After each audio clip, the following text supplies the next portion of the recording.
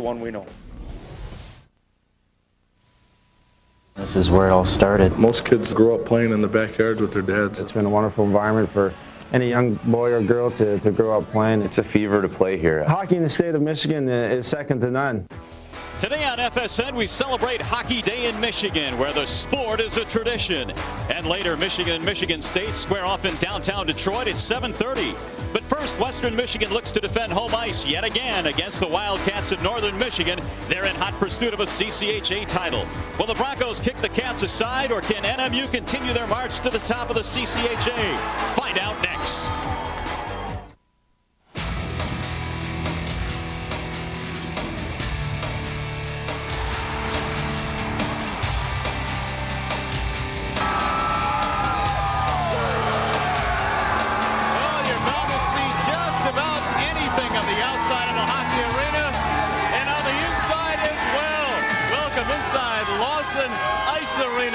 We're in the middle of the Lawson Lunatics. Mario and Pemba alongside Fred Flesh. Glad to have you with us for FSN's coverage of CCHA hockey today. Western Michigan and Northern Michigan. And Fred, game one of our doubleheader, we have a Western Michigan team that has had trouble scoring goals this year. Brent Walton, ironically, leads the league in goals. Well, Brent Walton has been an offensive dynamo for the Western Michigan Broncos. He's a guy who put up 50 points last season as a junior, but when he came back this season, he was a marked man. Everybody in the CCHA knows if you want to stop the Broncos, you stop Brent Walton. And even though he's been checked, even though he's been shadowed, Brent Walton has still put up the numbers, leads the CCHA in goal scoring. And part of the responsibility in stopping Walton tonight goes to Nathan Oystrick, the big defenseman for Northern Michigan. He's a good one. Yeah, absolutely. If you pick one player in the CCHA to try and shut down Brent Walton, you might very well pick Nathan Oystrick, an Atlanta Thrashers draft pick and NHL prospect. He was named the CCHA's best defensive defenseman last season. And let's get the thoughts from Nathan of how he tries to shut down one of the league's top offensive threats. You just got to hit him, got to take the body on him, got to make sure he's not around the net. When he has the puck, we got to be careful and kind of try and contain him, not always go straight at him and try to make the big hit, but contain him. He's a great player. He can score from anywhere, and he's got great hands. He's fast. So I mean, we're just going to go out there and try and play our game against him, me and Jeff, and see what happens. The Lawson Lunatics are ready. Are you guys ready? They're ready. CCHA hockey coming up next. Western Michigan, Northern Michigan coming up.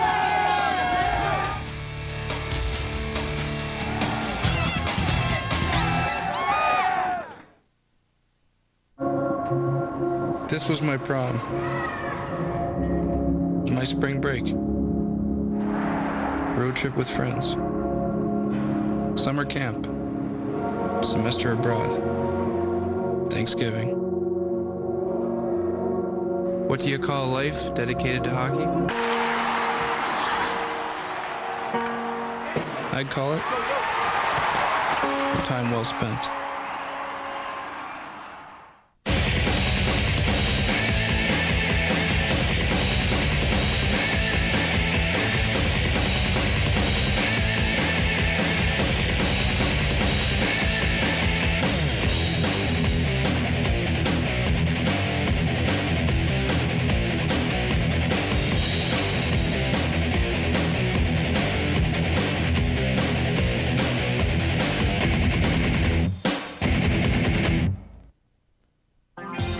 Founded in 1903, Western Michigan University's enrollment has grown to nearly 30,000 students.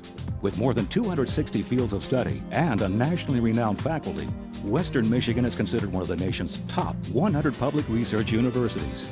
Students enjoy an active campus life, including Division I athletics and more than 300 student organizations. Western Michigan, one of the nation's leading student-centered research universities.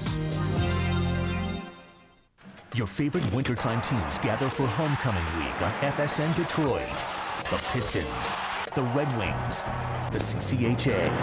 8 games and 7 nights, all in front of the hometown fans. Tonight at the Joe, state bragging rights are at stake in a renewal of the ultimate CCHA rivalry, Michigan versus Michigan State. Back to Joe Louis Arena! Homecoming Week continues tonight on the network of all your home teams, FSN Detroit.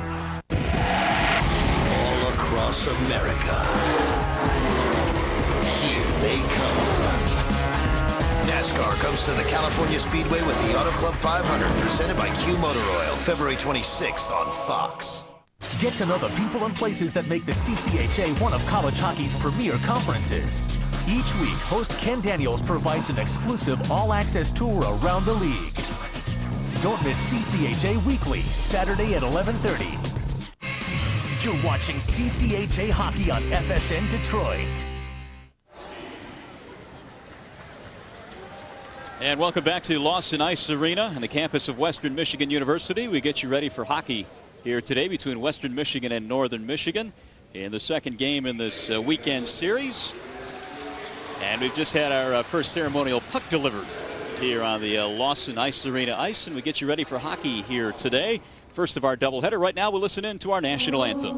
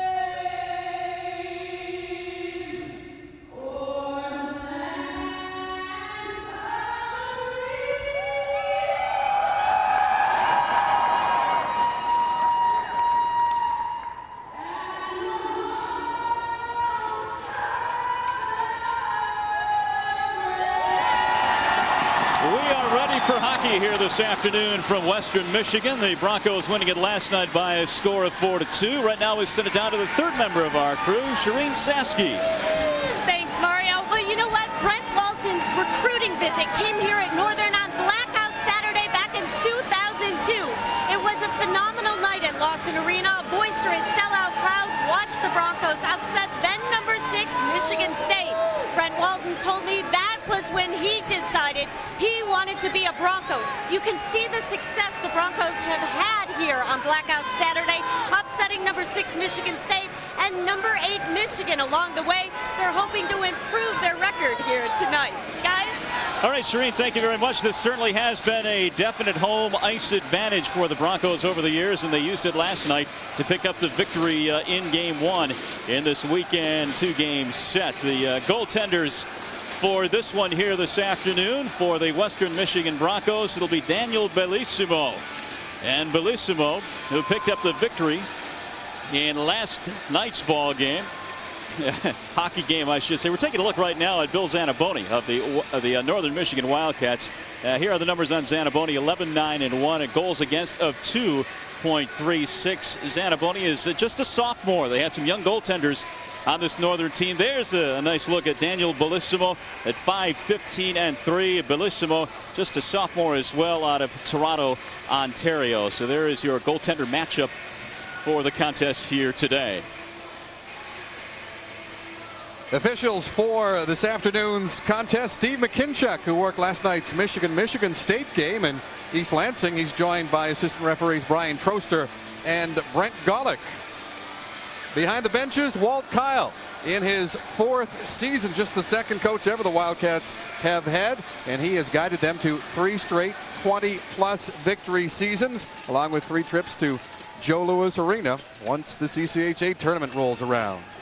So the Wildcats at 14-12-1 overall. The Broncos behind Jim Culhane overall this year at 6-16-3. Hockey Day in Michigan is underway from Western Michigan.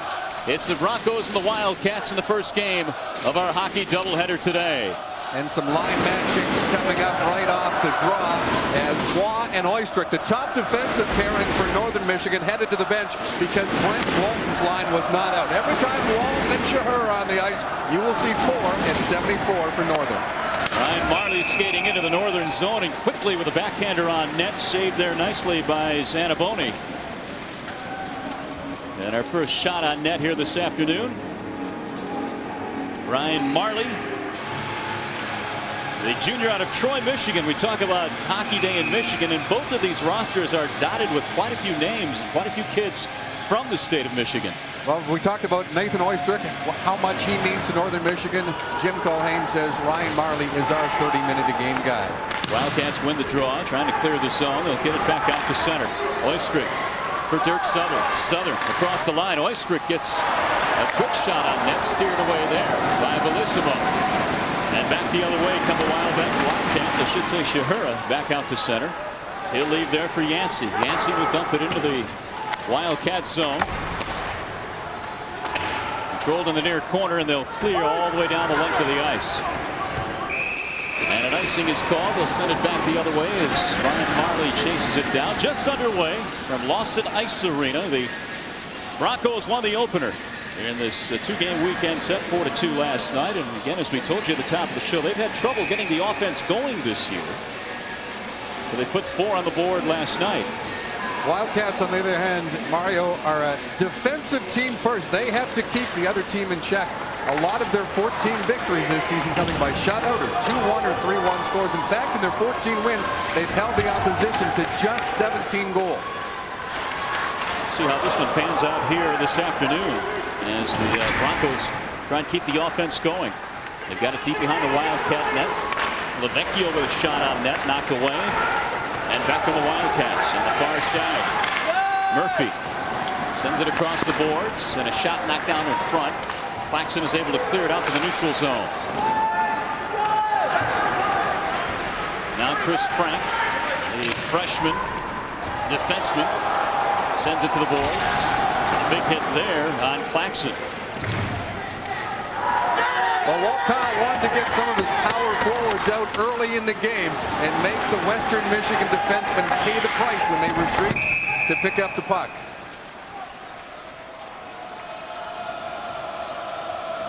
Well, here are today's Observer and Eccentric newspapers game headlines and Hockey Day's Perfect 10. Mario talked about the rosters. 6 members of the Broncos and 4 from the Wildcats from the state of Michigan. The Broncos going for 5 straight over the Wildcats at home, and there's Darren Olver, the best forward on the Northern Michigan team. He got cranked by Dave Kriske last night at center ice, left the game in the 3rd period and did not return after Darren Olver had scored a goal for the Wildcats. Short-handed, great individual effort in the 2nd period. And that's a big loss for the Wildcats. 24 points, 12 goals, 12 assists for Olver. And our first penalty of the game. Olver, by the way, a 2nd-round draft pick, the New York Rangers, the highest any Northern Michigan player has ever been selected in the National Hockey League draft, as Zach Tarker is in the box, and we'll see the Broncos power play here.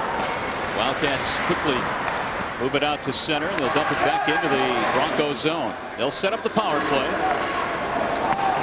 Western Michigan with the first one-man advantage in the hockey game here today.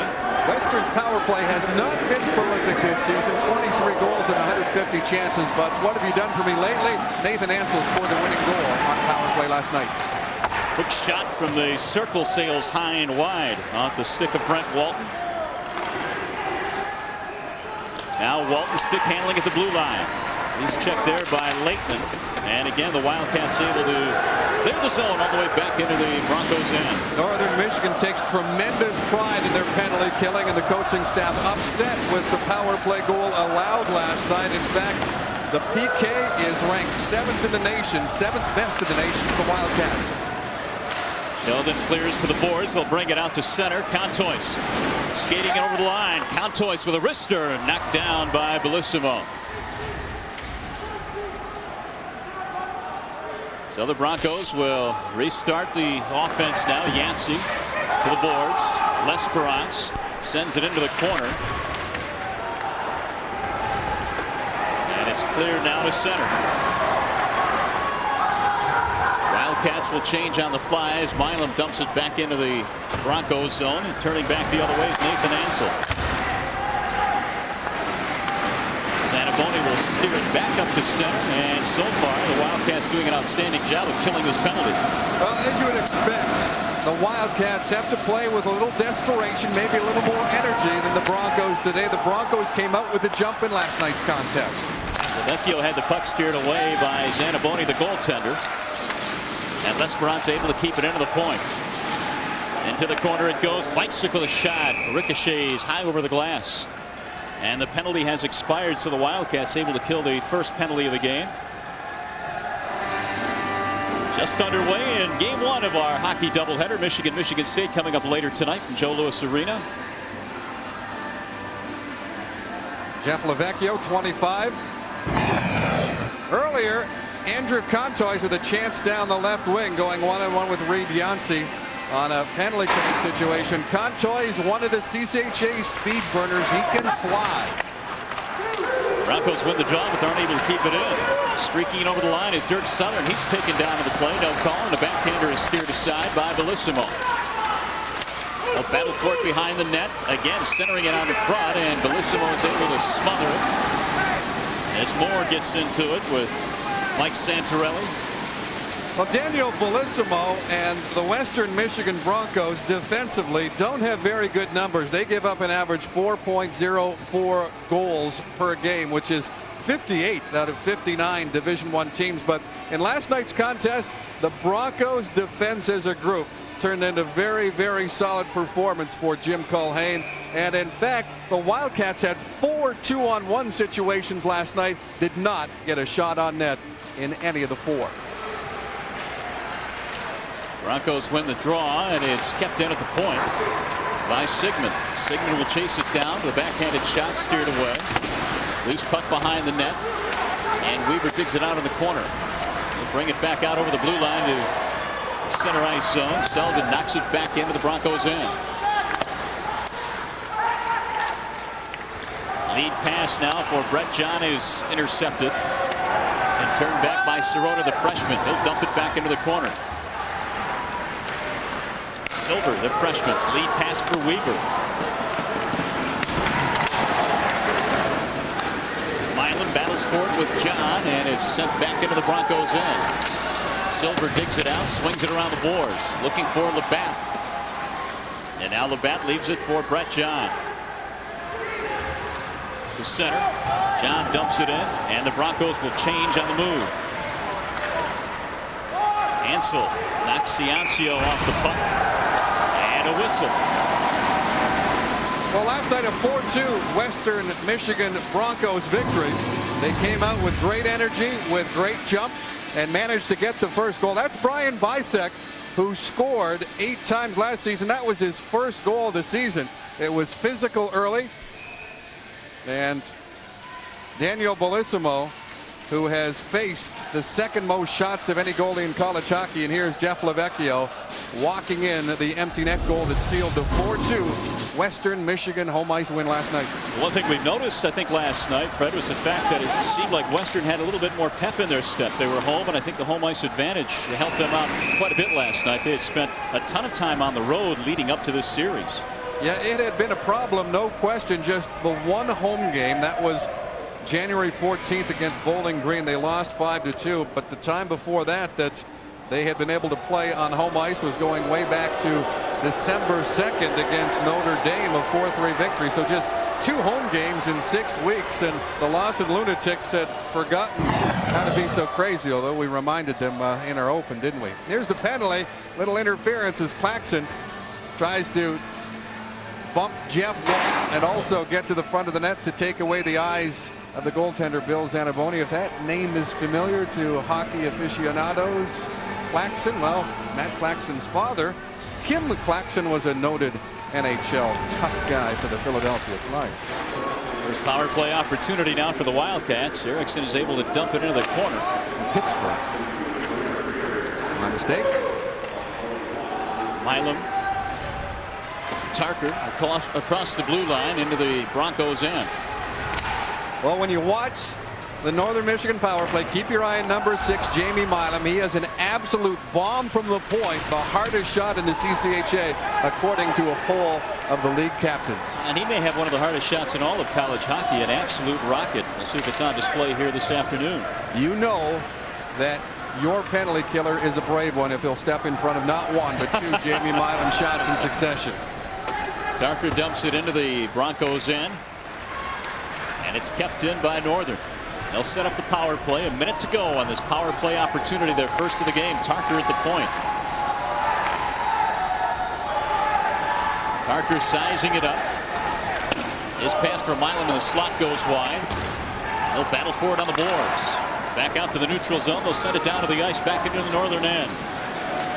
Well, last night the Wildcats thought that on their power play, the Western Michigan defenders really came out and challenged the pointmen, Milam and Tarker. So they're going to try and spread their power play out a little bit wider and use that depth here this afternoon and hope that they're able to back those penalty killing forwards off from the defense. Here's the big defenseman, Nathan Oystrick. Oystrick over the line. Lead pass for Southern. Southern lining up the shot, lost control of the puck. Now Southern against the boards. Leaves for Milam.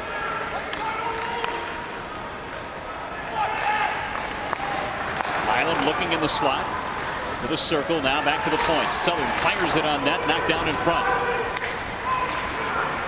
Ansel chasing it down. Brings it back out to center ice. 2-on opportunity for the Broncos. And a quick shot goes wide. Penalty has expired. The Broncos have done a good job of taking care of that penalty. And a shot by Southern is kicked away by Bellissimo. Back out to center. Here come the Broncos. Walton tried to deke his defender and Selden took him down. We'll have a penalty coming up and a whistle to stop action. We'll check the penalty coming up right after this. No score from Western Michigan, the Broncos and the Wildcats.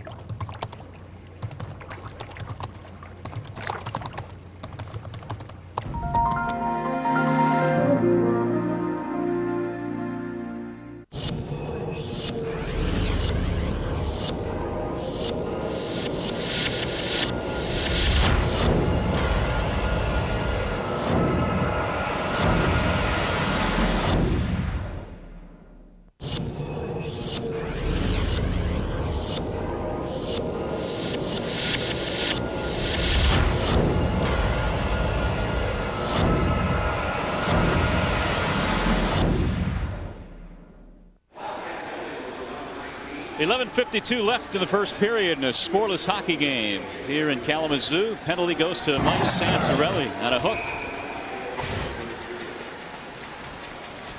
Walton taken down by Bobby Selden.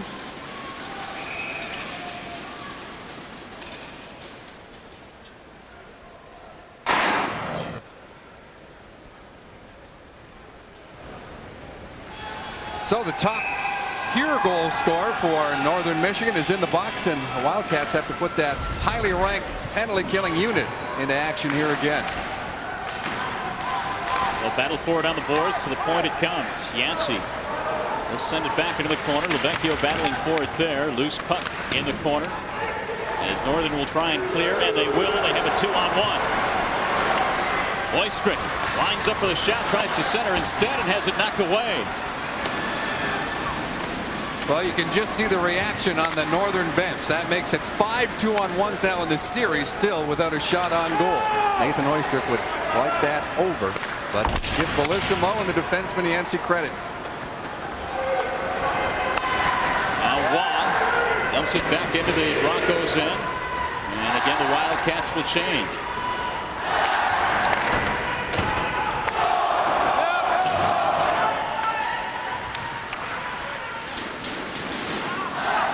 Broncos unable to keep it in. He'll go to center. Daryl Moore has it there. He'll circle in his own zone. Here's Moore to center. Feeding Walton.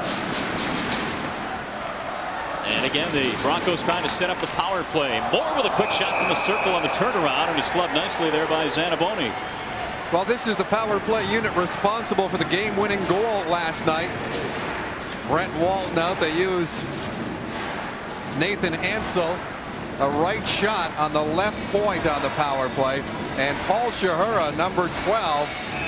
He was probably the best player on the ice last night. He dominated, especially carrying the puck, and he also picked up a couple of assists. Pretty good vision, which you would expect from a guy who was coached in youth hockey by Wayne Gretzky's father, Walter. That's good enough for Wayne. And a welcome to all the Red Wings fans who unfortunately saw the Wings fall to the Dallas Stars this afternoon.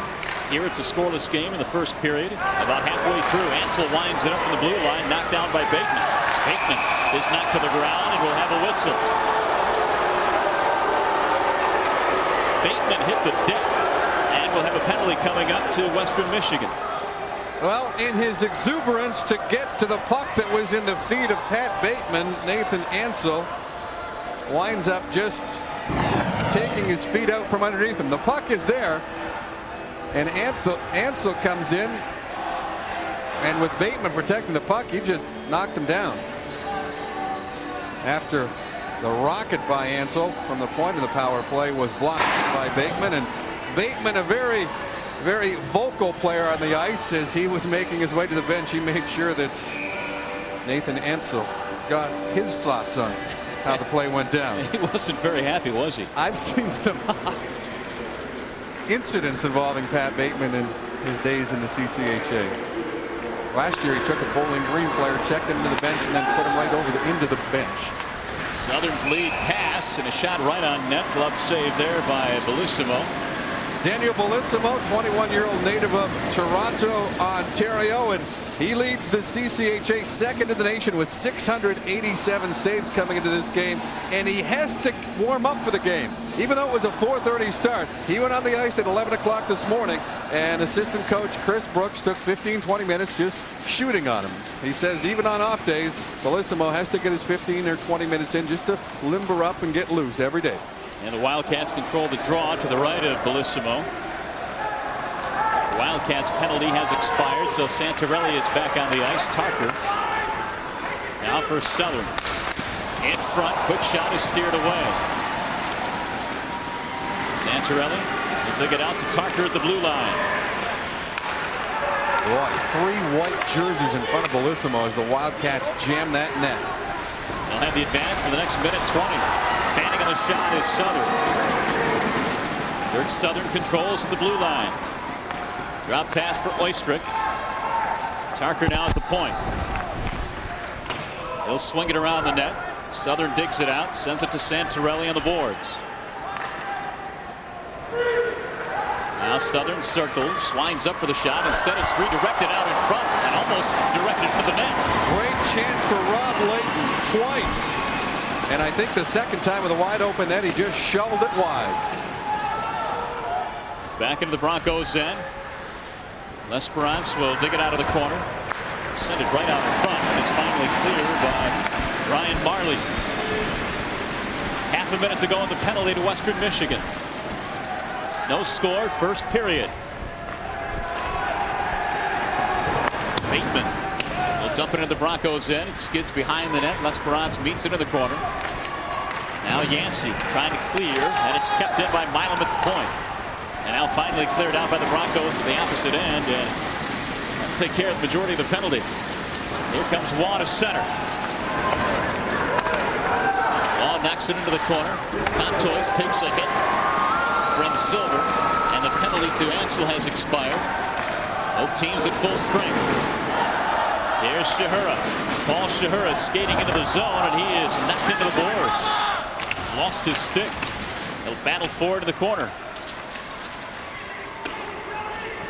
Shahura sends it back behind the net. Now Brent Walton being tied up against the board. Broncos have what they want. Walton and Shahura out. And Oystrix nowhere to be seen except on the bench. Glove save by Zanaboni. And we'll take a timeout. 7.5 minutes to go, first period, no score. Excuse me, do you have any game-worn Eisenman jerseys that are signed? Give me a minute. Hey, Steve. Hey, Todd, what's up? I got another one of these. You mind? No trouble. There you are. Thanks. Here you go. Wow, thanks. You're welcome. Authentic, game-worn, hand-signed jerseys, and a whole lot more at Hockeytown Authentics. Box show. Whoa, curling.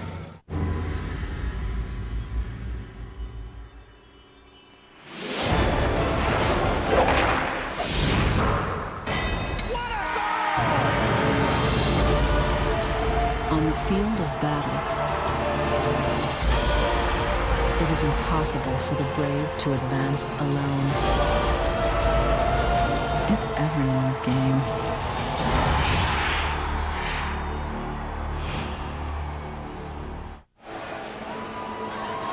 CCHA Hockey on FSN is brought to you by the Observer and Eccentric newspapers, where hometown stories unfold. Back here at Lawson Ice Arena on the campus of Western Michigan University, Mario and Pemba along with Fred Pletch.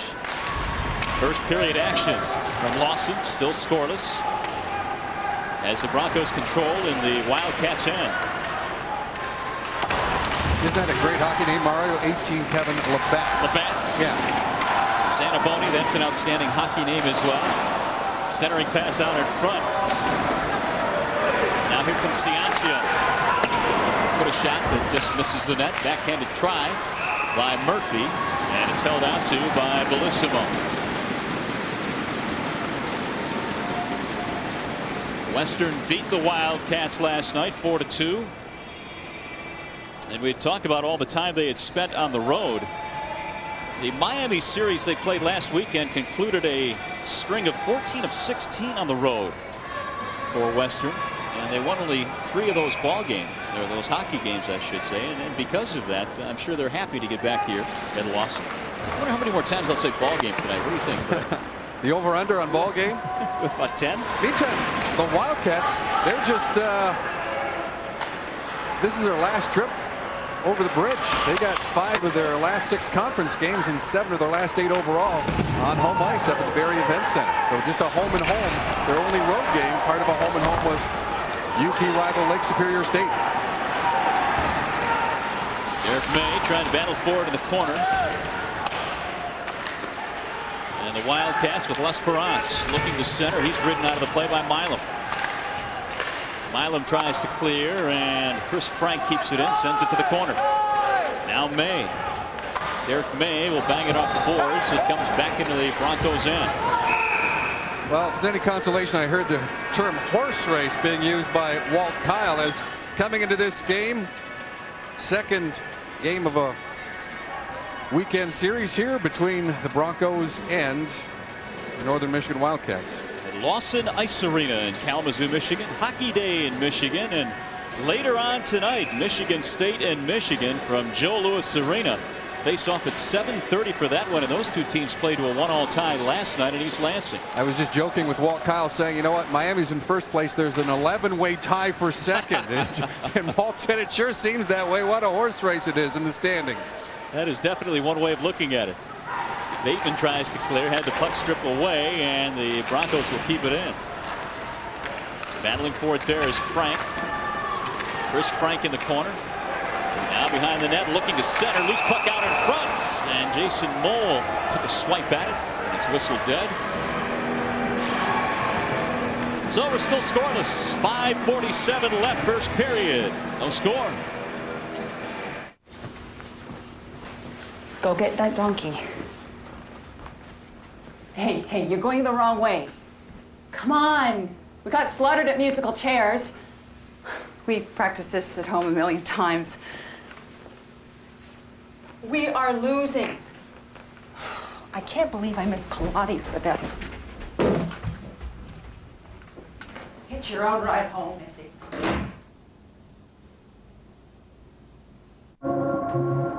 This was my prom.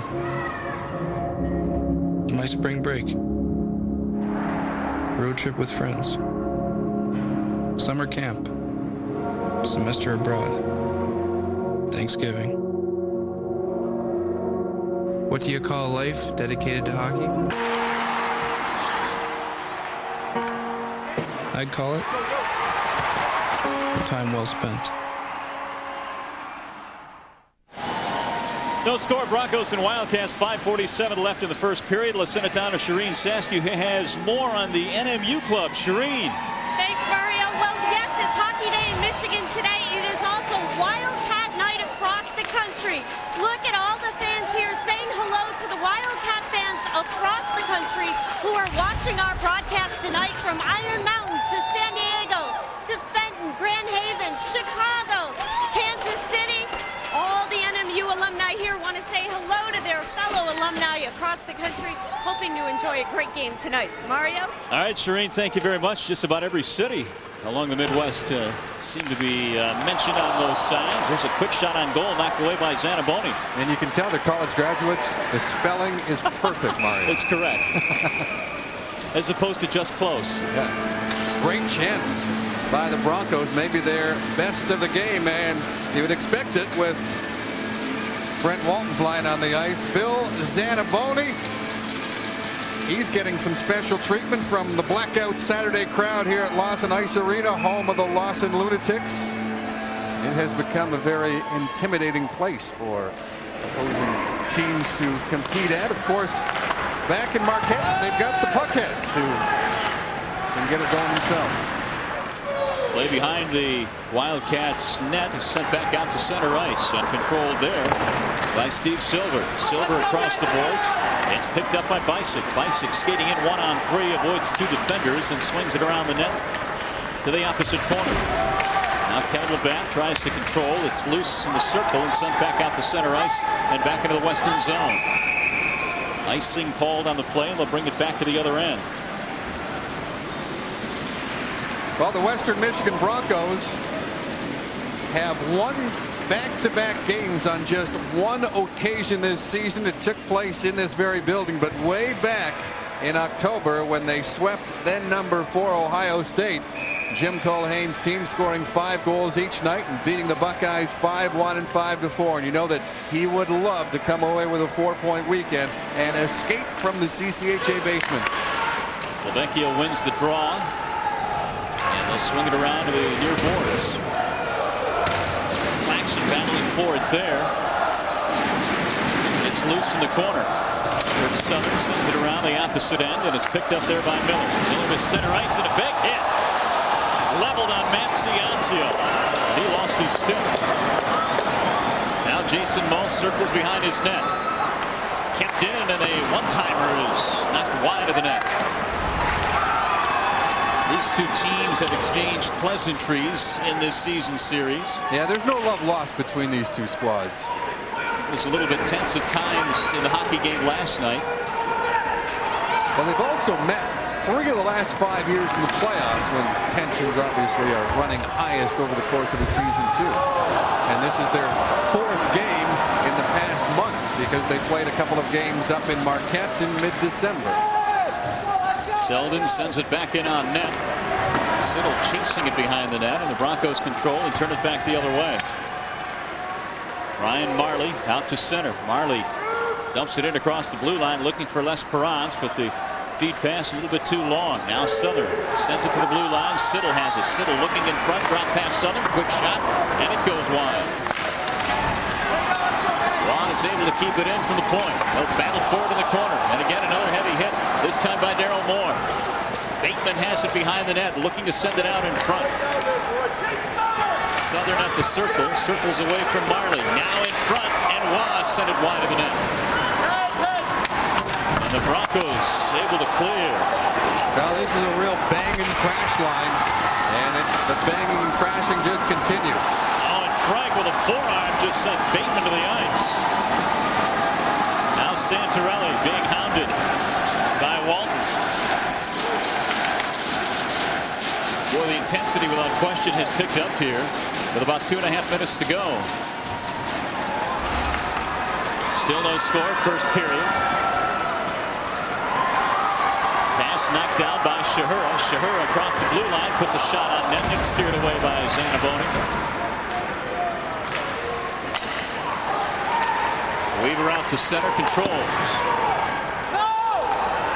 Buck will slide back into the northern zone, back out to the neutral zone. Here's Ansel. Lead pass for Walton. Walton dekes a defender. Beautiful move, and a shot on net is saved by Zanaboni. And that right there is Brent Walton at his best. Well, it has been physical, as Matt Ciancio found out. And so too, Chris Frank getting together with Pat Bateman. There's Ciancio being drilled by Nathan Ansel, and what a move by Brent Walton. Watch Walton. You want to fish for the puck and not play the man. Here's what Brent Walton's going to do to you. And when Zach Tarker went back to the bench, you know that he heard from the coaches, contain the body. Don't worry about the puck when number 10's coming at you. Don't go fishing for the puck. You can have lots of time to fish in the summer, but not here, not this afternoon at Lost Nice Arena. Not against that guy. And Zanaboni came up big with a fine save. Not a point-blank chance. Bicycle will take the draw against Southern, and it'll go straight to the net where Zanaboni will smother. Well, the Wildcats have been happy with Bill Zanaboni. Took a kind of a non-traditional route, I guess, to becoming Northern Michigan's goaltender. He's a Boston kid, played at Catholic Memorial, which is a high school powerhouse in Boston, and then he played 2 years in Sault Ste. Marie for the Sioux Keewatin Indians, who were coached by Joe Shawn, who's now an assistant coach at Lake Superior State. Face off to the left of Zanaboni. And they'll whistle the play dead. Hey, coming up in our first intermission, we'll have an interview with NMU's Jamie Milam. 24 hours of hockey, and of course the stats and the highlights. As Pat Bateman gets dispatched to the penalty box, a holding call right off the faceoff, called by referee Steve McKinchuk. Well, Lost Nice Arena was a busy place. 24 hours of hockey from the time they faced off last night at 7:30. These non-stop pucks. And into the morning. Marley at the point, lead for Walton. Minute 41 to go, and a power play opportunity for the Broncos. Milam is able to clear to center, and they'll send it back into the western zone. Boy, great chance for Daryl Moore, who was just off to the side of Zanaboni, and Walton laid it right in there too. Marley turns it back up ice to Moore. Cross ice pass to Walton, who makes another nifty move, and it's dropped out in front. Erickson, and the rebound is tapped in, and the Broncos will score the power play goal. Daryl Moore on the doorstep is able to convert, and the Broncos draw first blood. Well, this is all set up again by a Northern Michigan defenseman fishing for the puck when Brent Walton's walking into the slot. And Walton was able to kick it back to number 23, Mike Erickson, who got the shot away in the rebound. There you see Daryl Moore able to tuck it in. And the Western Michigan bench celebrates the 1-0 lead. And so the Broncos will control with the game's first goal. Marley spinning away from a defender. Will send it behind his own net. Frank picks it up there on the boards. Now Esperance to the neutral zone. Has the puck knocked away momentarily, and Frank will send it cross ice. Ryan Marley sends it across the boards back into the Wildcat zone. Inside a minute to go in the first period. The Broncos have scored first on the Daryl Moore tally. Southern moving in. His shot goes wide of the net. Bateman tries to dig it out of the corner. Instead, Shahura has it, and he'll send it back out to the blue line. It's kept in. Well, they'll say it came out. The assistant referee was on the boards and outside the blue line, so he was in position to make the calls. We look at the goal scored. Number 9, Daryl Moore, his third goal of the season. Senior forward, one of the many Bronco players who, over the years, has hailed from the Telephone City, Brantford, Ontario, home of Wayne Gretzky, of course, and Daryl Moore, great hockey connections. He's the godson of Mike Brophy. For those of you who have a subscription to the Hockey News, you'll know that he's one of their primary columnists. And he seldom tries to clear, and now Dirk Southern out to center ice. Broncos trying to get to the intermission with a 1-0 advantage. Puck loose in the Wildcats end, another big hit. And it comes out loose in front. Zanaboni has to slide across the crease to steer that one aside. Let's get it back out to center ice, and that'll do it for the first period of play. A spirited first period of play between the Wildcats and the Broncos. Well, two teams have played to a 0-0 tie up in Marquette in December, but Daryl Moore ensures that that will not be the result here this afternoon. His third of the season has put the Broncos up heading to the first intermission. And his 10th point of the season as well. One period in the books at Lawson Ice Arena on the campus of Western Michigan University. And it's the Broncos over the Wildcats, 1-0.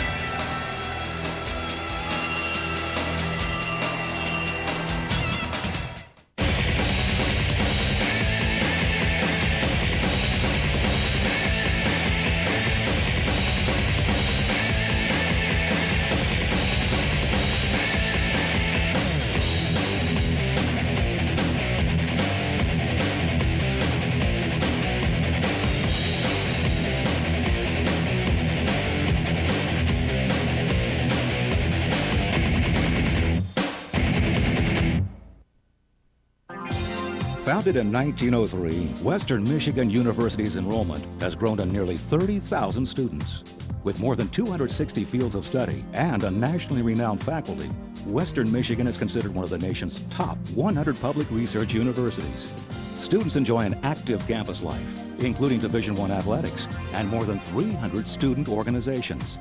Western Michigan, one of the nation's leading student-centered research universities. McCarty's goal against the Flyers, the winner as it turns out. It seemed like Bobby Orr entered his body almost as he's stick handling down the ice, and then he scores the goal and that ludicrous dance afterwards, which, oh my God, I ragged him so bad about that, but it was just great. Hair raising off my neck. And then Chris Draper, too. We all love Drapes, and seeing him get that big goal against Washington the next year for the second cup just capped it off for me.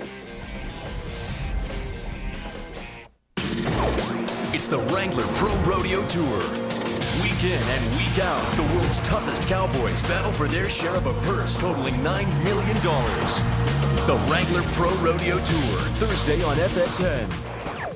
That's a game wing. FSN covers the Red Wings like no one else, both on and off the ice. Trevor Thompson and Shireen Saski help you keep up with Hockeytown's heroes on Red Wings Weekly.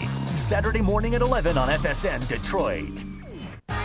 Next week on the best damn sports show, period.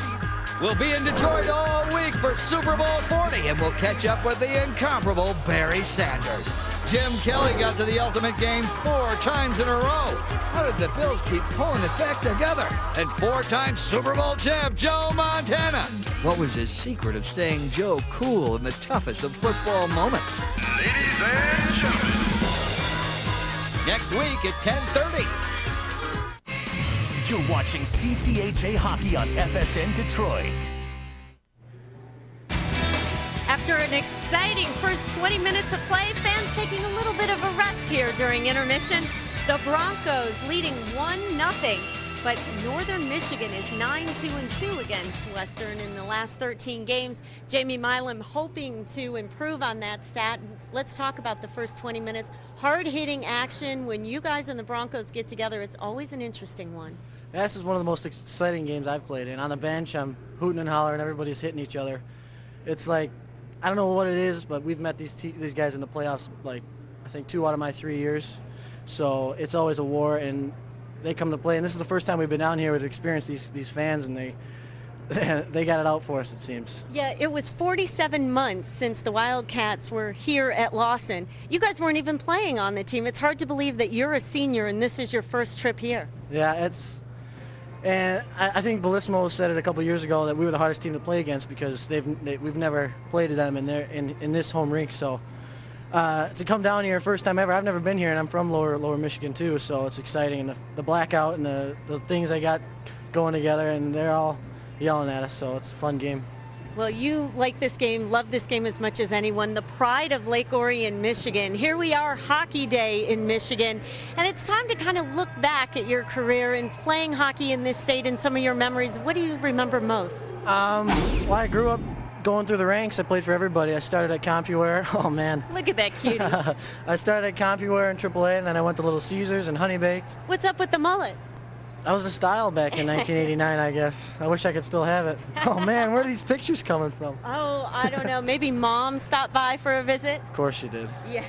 But what is it about playing hockey in this state? You know, there is such a passion here for this game. I'd like to think it is one of the prides of the nation for hockey in this country, besides Minnesota. But, I mean, I've played so many games growing up. I have so many memories. All my coaches, all my teammates. I mean, I've watched all of them progress and play and move on, and I'm happy to be here still in Michigan, and it's a wonderful state to play. If you want to grow up playing hockey, this is the place to be. And the passion really seems to be continuing to build. Every day you see new kids hitting the ice and taking on the tradition. Yeah, I have a pond in the wintertime, and my only job is to keep it going so the little guys can come out and skate around, and sometimes I pop out there, see how they're doing. But in Michigan, it seems like it just gets better and better, and then girls are starting to get into it more and more, and it's just an all-around great sport for Michigan. And I like to see stuff like this, Michigan Hockey Day. It's a great thing for the state. Well, Jamie, thanks for dropping by. And this is one of the cute kids you can see on the pond. Jamie, way back when he played for Southfield. We'll be back with more from Kalamazoo after this, so stay with us. The Broncos celebrating a 1-0 lead. Plenty of hockey to go. Stay with us. We'll be back from Lawson with more in a moment. As a Northern Michigan University student, you'll have a world of choices. At Northern Michigan University, there are over 180 quality academic programs to choose from. And each student will receive a ThinkPad for coursework, research, and staying in touch with the professors. Also, Northern is located on the shores of Lake Superior in Marquette, Michigan. Now that's one large playground. It's all here at Northern, naturally.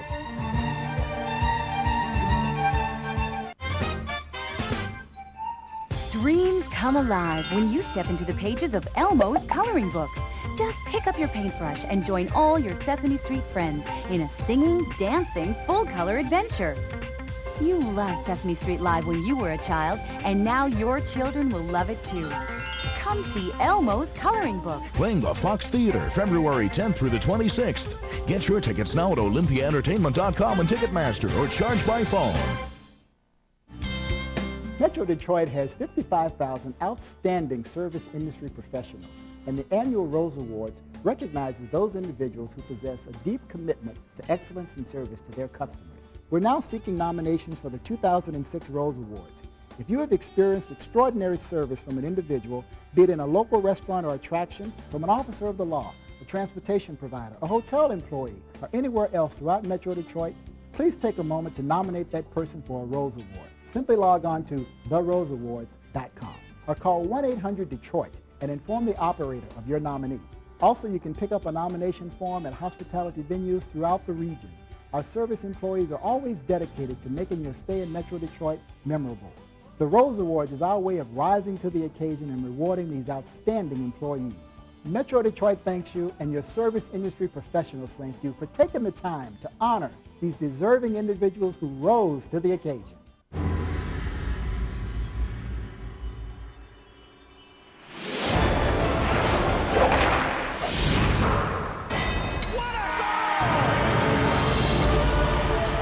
On the field of battle, it is impossible for the brave to advance alone. It's everyone's game.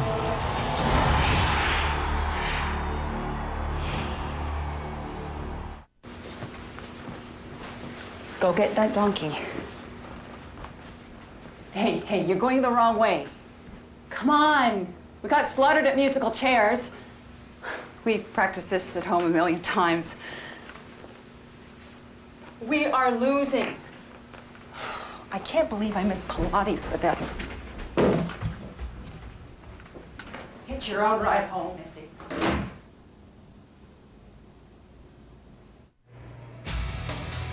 The Broncos have a 4-game home winning streak against Northern Michigan here in Kalamazoo, hoping to make it 5 tonight as they lead 1-0 after one period of play. Well, joining me now, a former captain from the Western Michigan Broncos, Brian Tulik, who has been so instrumental in Hockey Day in Michigan in the Kalamazoo area. Brian, thanks for stopping by and tell me what's been going on here. It's been crazy. Well, I tell you what, first of all, thanks for having me. And, you know, the last 24 hours have been a pretty special time here in Kalamazoo, you know, embracing the entire Hockey Day in Michigan theme and taking it one step further and trying to coordinate a 24-hour hockey game from the conclusion of the Bronco game last night until tonight's contest. So it's been a lot of fun so far. And it's really involved kids of all ages. We had a ceremonial puck drop right there to get things underway.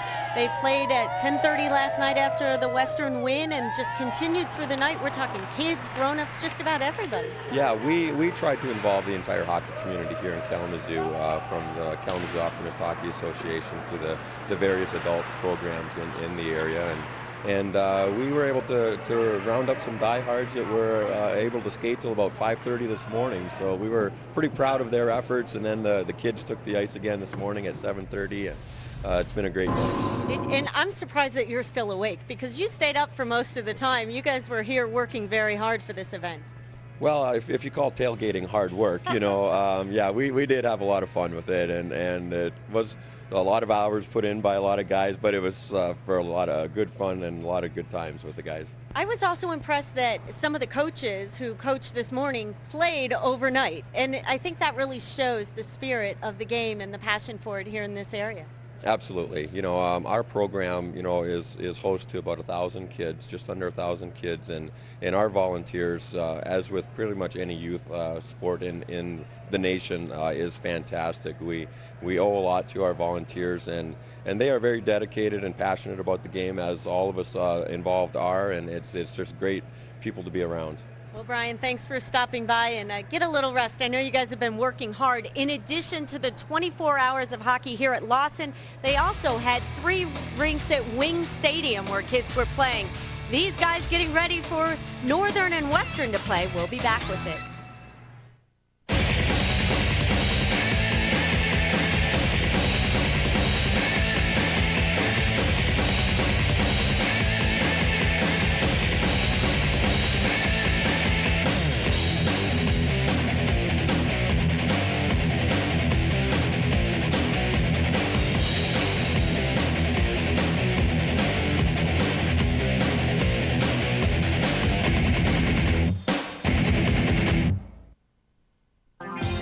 Founded in 1903, Western Michigan University's enrollment has grown to nearly 30,000 students. With more than 260 fields of study and a nationally renowned faculty, Western Michigan is considered one of the nation's top 100 public research universities. Students enjoy an active campus life, including Division I athletics and more than 300 student organizations. Western Michigan, one of the nation's leading student-centered research universities.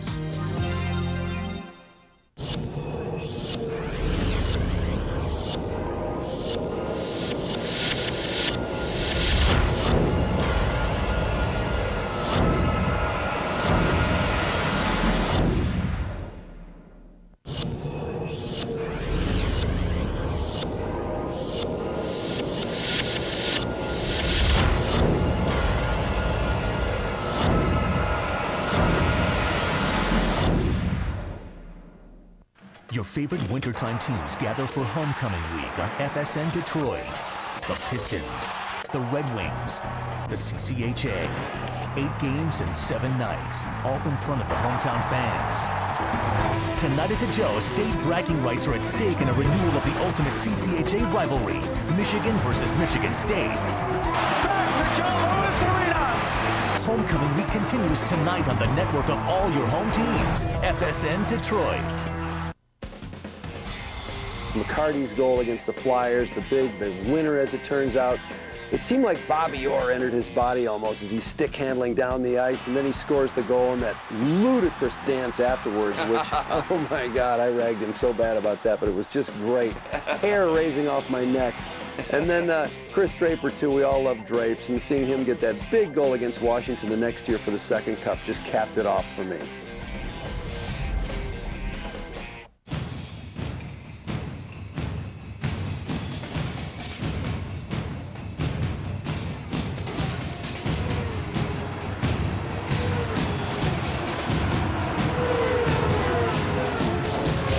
Capture the flag. NASCAR returns to Fox. A new original genre in television. News with passion. This is where the story is. Out with the people. Geraldo at large. Every weekday. Check your local listings. You're watching CCHA Hockey on FSN Detroit. After one period of play, Western leads it by a score of 1-0 here in Kalamazoo. Right now we send it down to Shireen Saski. She's standing by with Northern coach Walt Kyle. All right, thanks, Mario. Well, Coach, it's always a tough one when you guys and the Broncos get together. Your thoughts on the first 20 minutes? I thought it was a good first period. I think it was a real physical period. I think it was a lot of offense created both ways. Good goaltending is a good period of hockey. Trailing 1-0, what changes do you make? I think we're just going to keep going, try to stay out of the box a little more. All right, thanks so much, Coach. Mario, let's go back up to you. All right, Shireen, thank you very much. Jamie Milam said it in the intermission, I should say, Fred. This was definitely physical in this first period. Yeah, absolutely. And got a little chippy, too, as Frank and Bateman come together. Wildcats did have their chances, shorthanded, a couple of good pad stops, and then their best chance on the power play. Layton with the rebound, put it off the side of the net. And then the goal. This is a Western Michigan power play. Layton, period. Walton and Erickson team up to set up Daryl Moore. And the junior from Brantford, Daryl Moore, has his third of the season. The intermission stats presented by Pirani's Hockey World, the toy store for the hockey player. Scoring chances, well, these teams are playing it close to the vest. Shots on goal, not much to choose between either. And power play shots even right down the line, Mario, except for the Daryl Moore goal. Yeah, they came at 18:42, a power play goal, his third of the year from Walton and Erickson, and that was it in the first period. We are ready for action here in period number 2. Well, just judging from Walt Kyle's body language, I think he was happy with the way his team was so physical in the first period, in hopes that that physical play will pay dividends later in the game as the Western Michigan Broncos defense relies on a couple of key individuals. See how things transpire here in the second period of play. Broncos able to keep it in.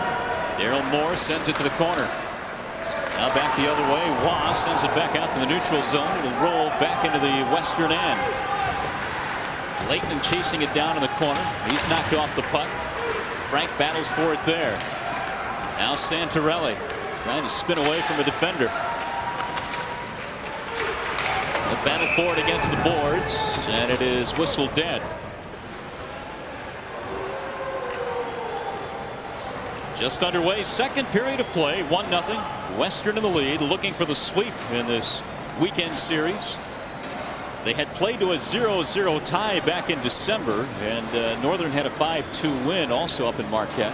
One of the tough freshmen on this Western team, Chris Frank, third-degree shoulder separation in a series against Notre Dame in the first weekend of December. Usually you're out 6 weeks for that. He sat out one weekend, played the following weekend up in Marquette in the series against the Wildcats. Tough young kid. What's a shoulder separation? To some kids, not much, evidently. Third degree. That's the most severe degree. That's nasty. Walton has it knocked down by Murphy as he battled for it. Now it comes back out to the northern blue line. They'll fire it back into the Broncos end, where it's picked up there by Yancey. Yancey behind his back to Walton. Brent Walton out to center ice, looking for Weaver. This pass goes a bit too far. It's back in behind the northern net. Murphy back out to center. There come the Wildcats. They'll dump it and change on the run. Murphy battles Marley for it behind the net. And Ryan Marley will bang it off the boards out to the neutral zone. Here's Marley. Southern, meanwhile, turns it back the other way. Bateman chasing it down inside the blue line. Bateman on net, and his shot is knocked away by Bellissimo. From the point, Miller's shot is knocked down. We're talking about injuries, and Miller missed 3 games with a concussion. Yeah, he's been prone to concussions throughout his hockey career, including his junior days when he played for the Bozeman Ice Dogs under Pat LaFontaine's brother John. Bateman dumps it into the corner. Harley will chase it down behind his own net, swing it around the boards. Here's Kevin Labatt. Labatt to center. His pass on the wing for Bicek. Bicek looking to center. Labatt couldn't get the stick out. It rolls to the corner. Bicek wheels, sends it in behind the net. And then a hit is delivered by Yancey. It's loose in the circle, and it's cleared by Wong. And it'll go down the length of the ice, where it's whistled down for icing, and they'll send it back. And yet another big hit here in the second period. Yeah, Jamie Milam, Shireen's intermission guest, takes a run at Brent Walton. Walt Kyle really likes Jamie Milam. Spent his first 2 seasons primarily as a defenseman, has moved up to forward, and he does the little things well. Gets the puck out, gets it in good positions, good areas for his fellow forwards to make plays with, and you can tell that he's not afraid to throw his weight around either, even though he's 6 feet, 200 pounds. He likes to get physical when he can. Lauren Leighton will stand in for the faceoff to the right of Zanaboni. Now Leighton is waved out. Faceoff won by the Wildcats, will get it out to center. Here's Leighton across the blue line. Leighton hands it to Sigmund, who scores. And that is his first goal to tie it up at 1-1. Well, we had talked earlier, the 2-on-1 situations, and the Wildcats, not only were they not converting, they were not getting shots on net, but Leighton slips it across, and Nathan Sigmund, a 5'7", 150-pound ball of energy from San Diego, California, scores his first college goal. And he's got this game tied 3 minutes and 5 seconds in. And that's a happy group of Wildcats because they've really taken to Nathan Sigmund and the energy that he brings to practice game in or day in, day out. Wildcat team has a few players from the state of California. Collision at the net, and down goes Zanaboni. So Sigmund gets the goal. Zach Tarker is from Fresno, California. Spencer Dillon, who did not make the trip, from Santa Cruz, California. Scoring chance. This will ring the post earlier before Zanaboni gets crashed into. Walt Kyle, you know, the reason Nathan Sigmund is on the team, it was on a recommendation from a man by the name of Fred Comrie, who owned the team in the International Hockey League, the now defunct International Hockey League. Walt Kyle coached his team in San Diego, the San Diego Gulls, and they are going to take a look at that last play on video review. And there are now 3 kids that were recommended that are now part of the Northern Michigan team. As you can see, Nathan Sigmund still celebrating. The name Fred Comrie's familiar. That was the owner of that San Diego team, Fred Comrie. Yes, related to the Mike Comrie, who starred at the University of Michigan, now plays for Phoenix. Here's what they're reviewing. Shot went off the pad, I believe, of Zanaboni and hit the post and then went out. I do not believe they will call this a goal, but the video review system instituted in the CCHA this season, there is an overhead camera above each goal. And at the referee's discretion and initiation only, the referee goes to the penalty box. There's a video review coordinator upstairs in the press box just to the left of us. And he cues up the video for the referee, Steve McKinchuk, who watches and then makes a determination, makes his decision. It was a rather sharp angle shot, and that's definitely off pipe and back out the other way. Steve McKinchuk had a review last night in the game between Michigan and Michigan State. That's the contest he worked, so he's getting a look.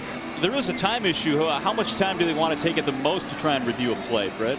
Well, it's, I mean, ideally you want to keep the game moving, and most of them, Mario, have been coming in around 90 seconds or so, get done and get back to work. But it was a rather controversial replay, I'm told, last night at Michigan State, where Steve McKinchuk, the referee, actually brought his assistant referees into the penalty box to take a look to see if they can determine. And it's just like video review that is used in football and in the NHL. It has to be conclusive video evidence to overturn an original call. And that's what they're taking a look at right now. Don't forget, Hockey Day in Michigan continues tonight from the Joe Louis Arena in downtown Detroit. The Michigan State Spartans and the Michigan Wolverines. What a rivalry that is. They skated to a 1-1 tie last night in East Lansing. That's coming up tonight. It's Ken and Mickey at 7:30 from the JLA. In the meantime, they continue to look at that last play, which seemed pretty conclusive on the replays that we looked at as we check out the CCHA standings. And you talked about really how all these teams are bunched up. These are the numbers through last night, with the exception of Miami. There's a bunch of teams right now that are on each other's necks. As you can tell, the Miami Redhawks having an outstanding season.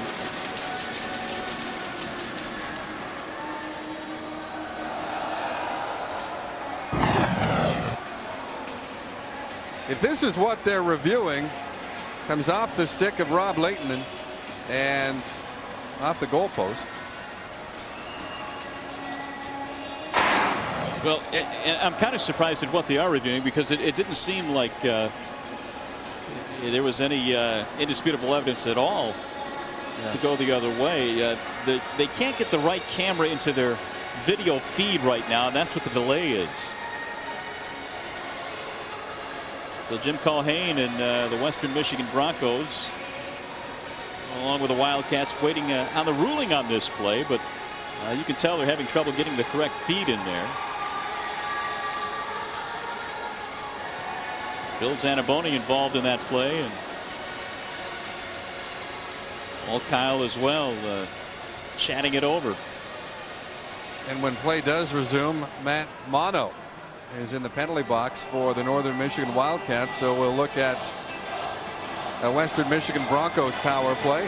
The two captains, Mike Erickson, drafted by his hometown Minnesota Wild. Nathan Oystrick, drafted by the Atlanta Thrashers. And of course, there's that great Atlanta Thrashers connection to Northern Michigan, with Don Waddell being the general manager of the Thrashers. And he was one of the first players, if not the first player, recruited by Rick Comley to go play at Northern Michigan. Erickson, meanwhile, was a pretty good high school football player as well. An all-state football player, received interest from several Big Ten schools in that sport.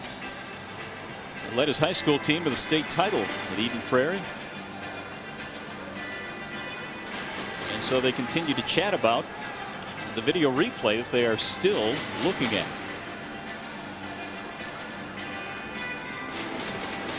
Well, the one thing we have seen in this game to this point, a little over a period of play here, has been the aggressiveness from both sides. There are a lot of big hits in this game.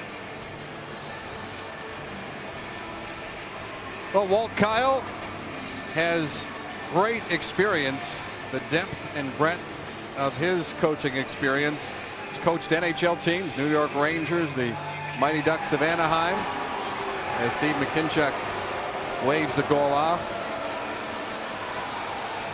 If video review, if they have technical difficulties with video review, the other option, of course, they have is radio contact or headset communication with the goal judges at either end for another opinion. But again, it's the referee who is in charge of game management on the ice, as Matt Manu sits 2 for hooking, and this is power play chance number 4 in the afternoon for Western Michigan. And Western was able to connect on a power play goal by Daryl Moore back in the first period from Walton and Erickson. That made it 1-0 before the Wildcats evened it up with a goal here in the second period. Sigmund from Leighton and Sirota. Face off to the left of Zanaboni. Erickson wins the draw, but it's sent back out to center ice across the boards and all the way back to Dan Bellissimo. And Bellissimo has to cover up with Bateman breathing down his neck. So they will face it off to the left of Bellissimo. Another power play opportunity for Western Michigan. Shahura takes the draw, and it's controlled by Northern. They send it back out to center where Oystrick has it. Different face-off formation. Nathan Oystrick on the draw was already at the red line, so a face-off win. They just bump it back, kill a little time before Oystrick hoists it down the ice. Shahura to center for Moore, now to Walton. Walton has it stick poked away, and it's loose back out across the blue line, so the Broncos will have to reset. This is the Broncos' 5-forward power play unit. Not a defenseman on the ice. Erickson with a centering pass and a goal for Labatt. Beautiful pass by Erickson. Labatt on the doorstep is able to bang it home. And the Broncos take the lead.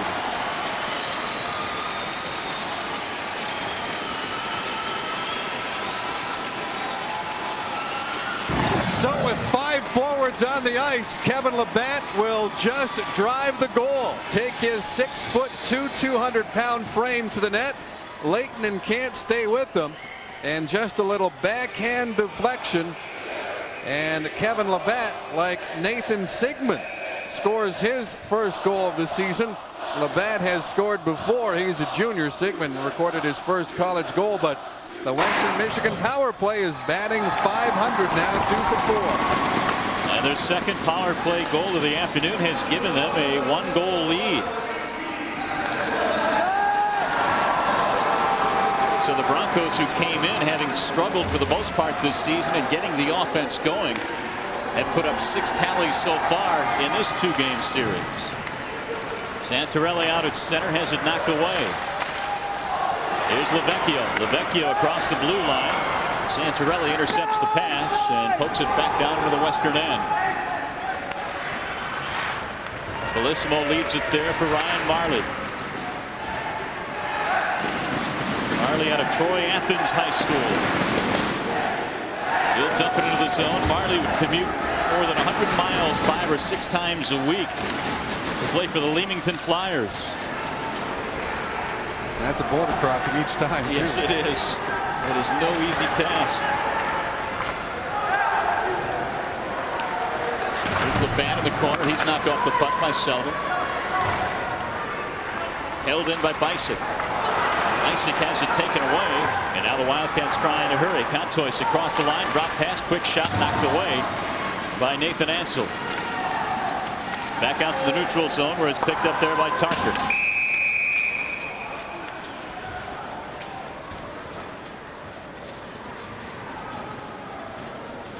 Well, as they did last night, the Western Michigan Broncos scored first on this Hockey Day in Michigan matchup. The senior, Daryl Moore, bangs in a goalmouth rebound. That on the power play, 2-on-1, finished off by the freshman Nathan Sigmund. And then another power play goal as Kevin Labatt heads for the net and redirects in the feed from Daryl Moore. First goal of the year for Kevin Labatt and the Broncos with 25 power play goals this season. And they have used that to their advantage here this afternoon. Well, you know, in Hockey Town, Mario, there's that tradition, throw the octopus on the ice at Joe Louis Arena. Kevin Labatt, when he was a youngster living in Dallas, he tried to get his own tradition going. When the Dallas Stars scored a game, he threw a T-bone steak on the ice. Just never caught on. It wasn't quite the same, no. No, why not? His father played professional hockey and played 26 games with the St. Louis Blues, so he's got some hockey in his blood. Grew up some non-traditional areas, Salt Lake City and Dallas. How do you sneak a T-bone into the rink? Past the security dogs. Broncos penalized here with Sean Weaver, who did not play in last night's 4-2 victory. He's taking the spot of Dave Kriske, and the Wildcats with a man advantage chance here. Northern trying to find the equalizer. Oystrick across the blue line, sends it in behind the net. Chased down there by Leighton. Oystrick able to keep it in. Southern has it knocked down. Now Oystrick sends it toward the net. Leighton was there but couldn't get a handle on it. Southern to the point. Milam.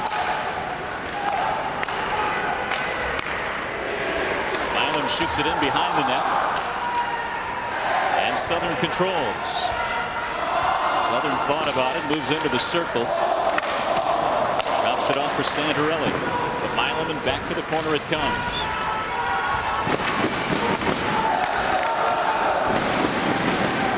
Now Southern centering pass and a quick shot by Westbrook is knocked down in front. Didn't get a whole lot of wood on that shot. Sandarelli works it to Southern. Sandarelli moving in on net. Fires one, knocked down in front, loose puck. Hit his own man, Rob Layton. Inside a minute to go on the power play. Southern at the circle. Now Santarelli again moving in on net. Fires it out in front. And it's cleared away, but kept in the zone. Tired group of defenders out there a minute and a half. Oystrick unable to control it. Marley trying to dig it out of the corner. Now Santarelli has it knocked away momentarily.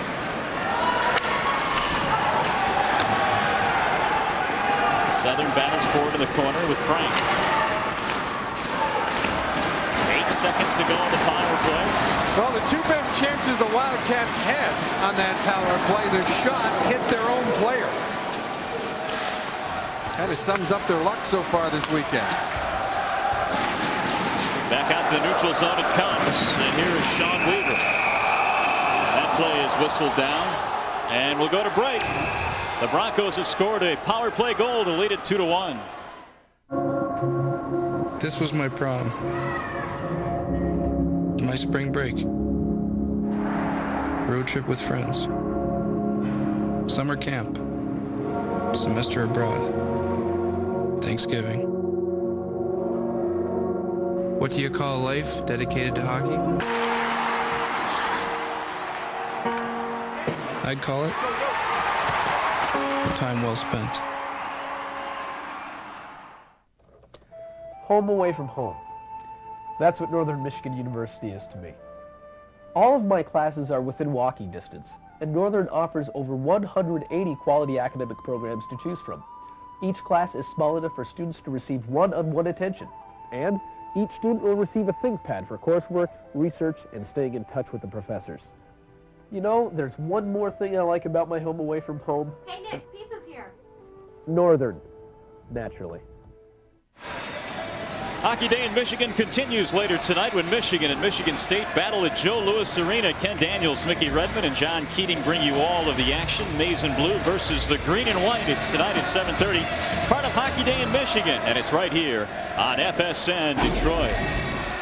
That promises to be a spirited battle as well as we check out the CCHA standings. With lots at stake, obviously. Michigan with games in hand. They've only played 17. Just a point out of that three-way dogfight for second place. The Lakers, the rejuvenated Lakers, big 6-1 home ice victory last night over Bowling Green. Michigan State remains hot, keeps getting points. And nobody's going to know what is going to happen in the playoffs until that final Saturday night of the regular season, I'm sure. And another penalty is whistled down. And it looks like the Wildcats will send a man to the penalty box. Matt Siddle, big Atlanta Thrashers draft pick, 6'1", 210 pounds, out of North Vancouver, British Columbia. And the way Walton and Shaher are moving the puck this afternoon, you don't want to give Jim Culhane's skill guys too many more chances. While Kyle wants his team to be physical, but he also wants them to be smart and use discretion. So 2 minutes for interference, and we'll see if the Broncos can take advantage. 2 power play goals to their credit already in this one. Well, they've got 5 forwards right back out there. Moore and Walton play the points, and referee McKinchuk is going to take 2 more, as I think Oystrick and Labatt agreed to disagree off the face-off. Not too much room left in the penalty boxes.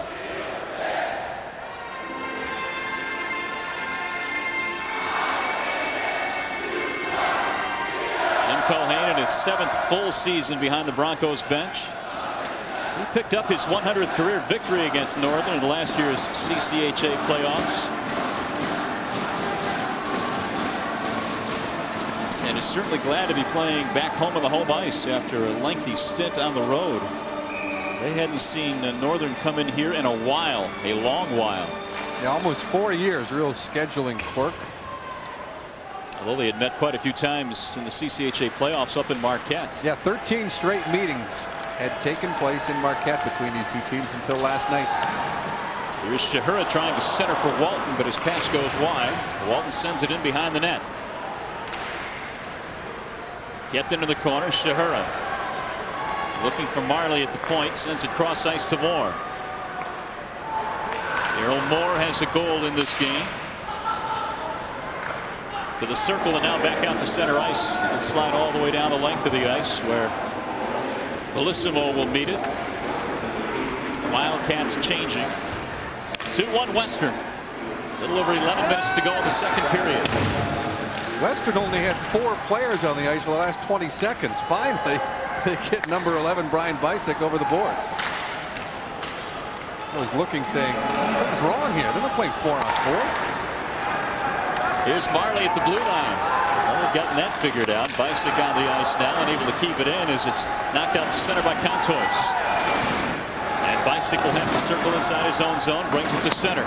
Bisick across the blue line, chasing it down in the corner. Met there by Southern. And again, they'll clear it down the length of the ice. Ryan Marley is back to pick it up.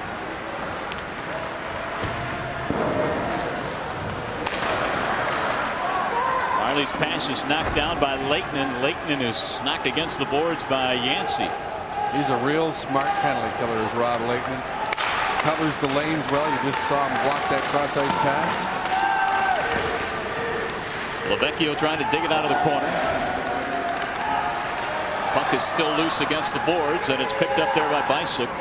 Cross ice pass to Yancey. Penalty has expired. Here's Lavecchio behind the net. Now Lesperance. And back from the Wildcats, 2-on-2 to center. Siddle across the blue line. Ridden out of the play. And Tarker keeps it in at the point. This shot is knocked down, and here come the Broncos to center. Lesperance will send it back in behind the net. Inside 10 minutes to go now in the second period. 2-1 Western. Bellissimo steers it around the boards. Weaver sends it back behind his own net. Pass for Claxon goes too far, and it's whistled down. So we'll take another timeout. 9:18 left. 2-1 Broncos. New York Times calls David Copperfield our era's giant of magic. Entertainment Weekly gives him their highest rating and calls his magic pure gold. USA Today calls him astonishing. Don't miss David Copperfield, An Intimate Evening of Grand Illusion. Friday and Saturday, March 17th and 18th at the Fox Theater. Don't wait. Your tickets are on sale right now at OlympiaEntertainment.com. David Copperfield is coming live.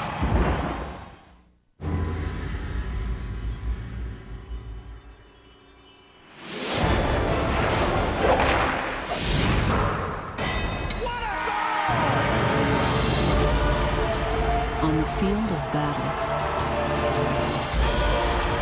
it is impossible for the brave to advance alone. It's everyone's game.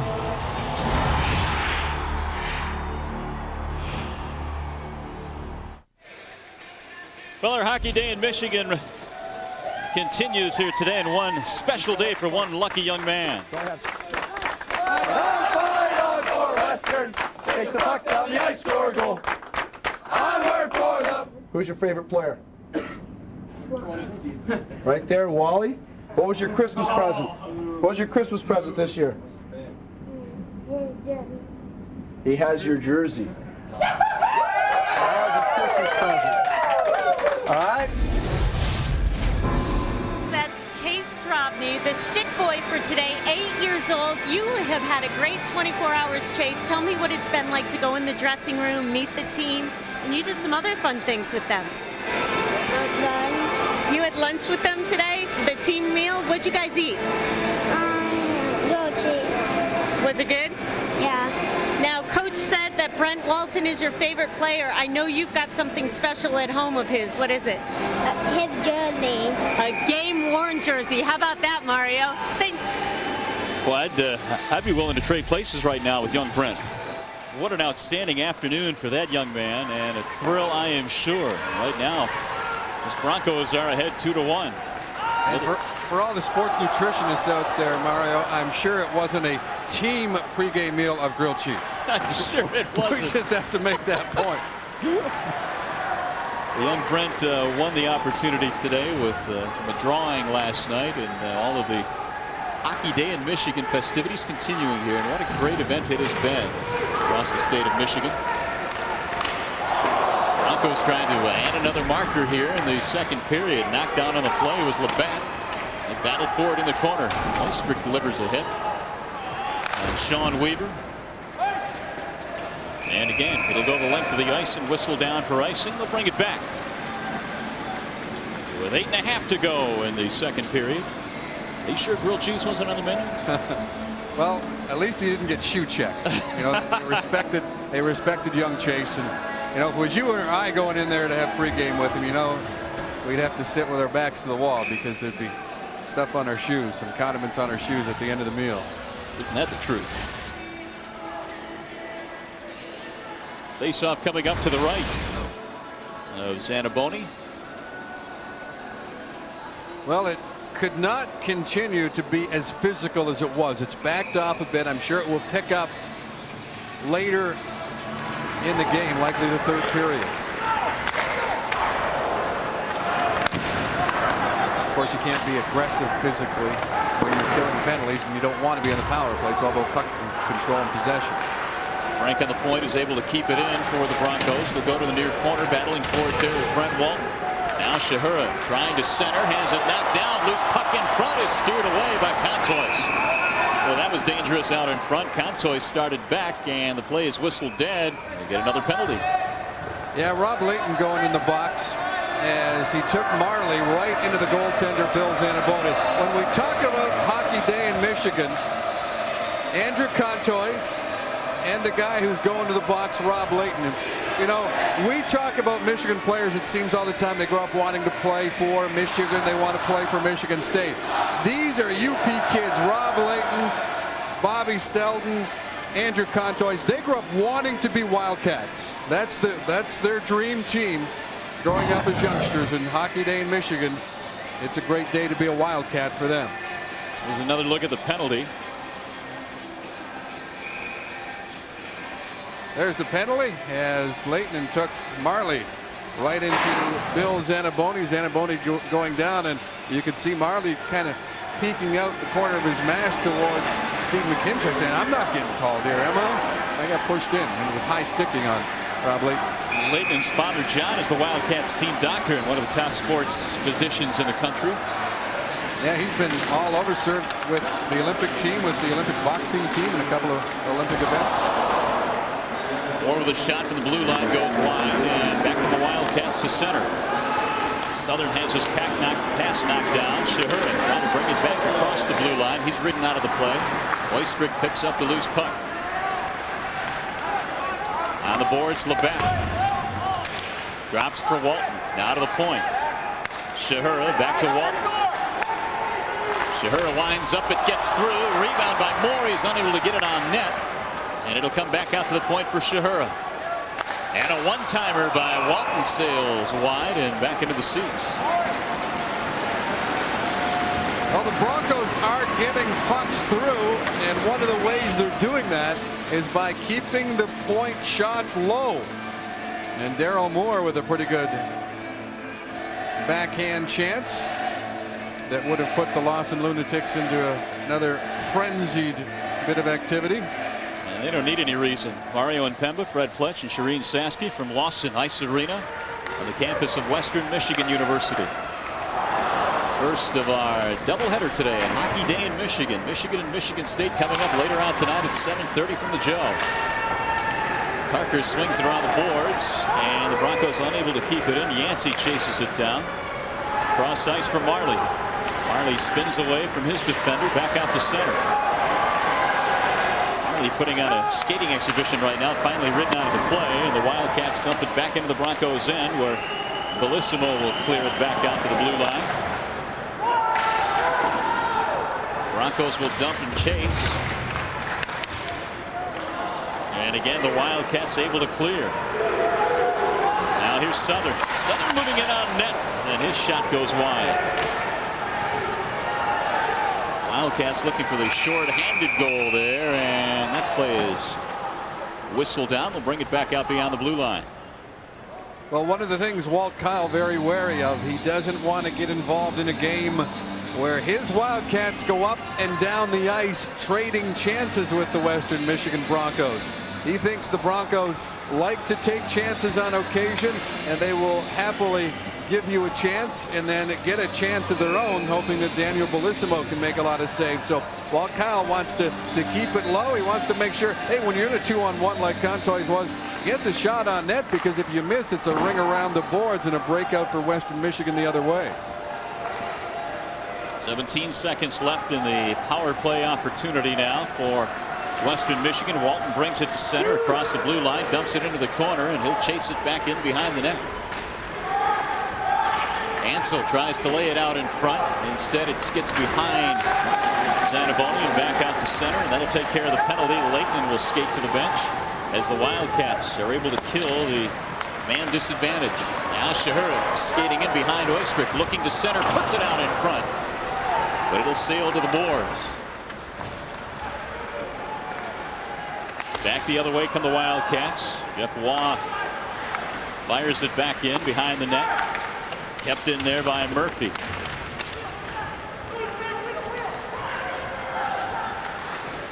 Western brings it back to the neutral zone, where it's knocked down there by Manu. Manu is sent to the ice. Here's Ciancio, and he'll fire a shot right into the pads of Daniel Bellissimo. We'll take another timeout. 5:23 left. 2-1 Western. Go get that donkey. Hey, you're going the wrong way. Come on. We got slaughtered at musical chairs. We practiced this at home a million times. We are losing. I can't believe I missed Pilates for this. Get your own ride home, Missy.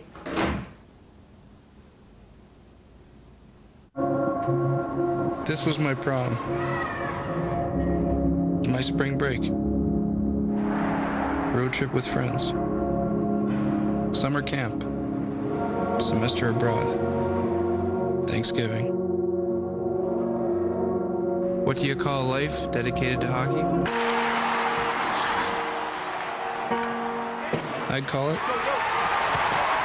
time well spent.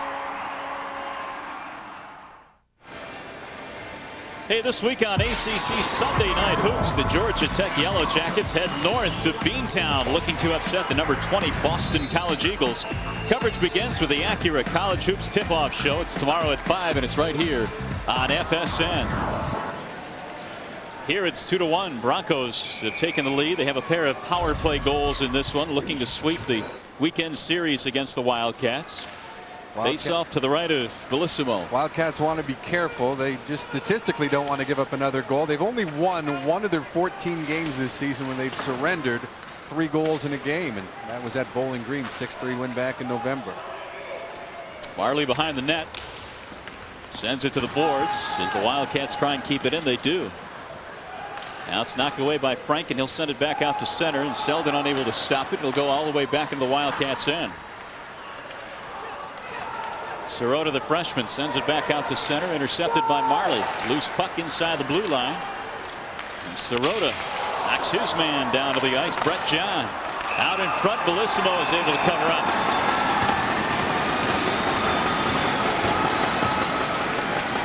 Well, all that pressure started from a rookie mistake right at the blue line, as Chris Frank pinched, didn't get the puck, didn't get the man. It was a 3-on-1 the other way, and all kinds of pressure ensued. And good thing big Daniel Bellissimo used that 6'2", 170-pound frame to shut down Nick Sirota and the Wildcats. Wildcats win the draw. They keep it in the zone. They'll battle for it in the corner. Claxton is there, ridden off the play, and Nathan Ansel comes away with it, fires it around the boards. It'll come back out to the neutral zone. Oystrick able to bang it back inside the western end. That one will be whistled down for icing, and they'll bring it back into the western zone. Western took a 1-0 lead in the first period. The Wildcats able to tie it up on the Sigmund tally, his first goal to make it 1-1, and then Labatt with his first goal for Jim Culhane's crew. Well, it was a big test winning last night here 4-2 because it became a 1-goal game, and the Broncos protected the lead. A week earlier, they had surrendered 2 goals in the final 22 seconds of a game for a 4-3 loss against the league-leading Miami Redhawks. They proved to themselves last night they could hold on to that lead, and Lavecchio's empty net goal sealed it last night for Western. And fitting Lavecchio, the finest freshman that the Broncos have this season.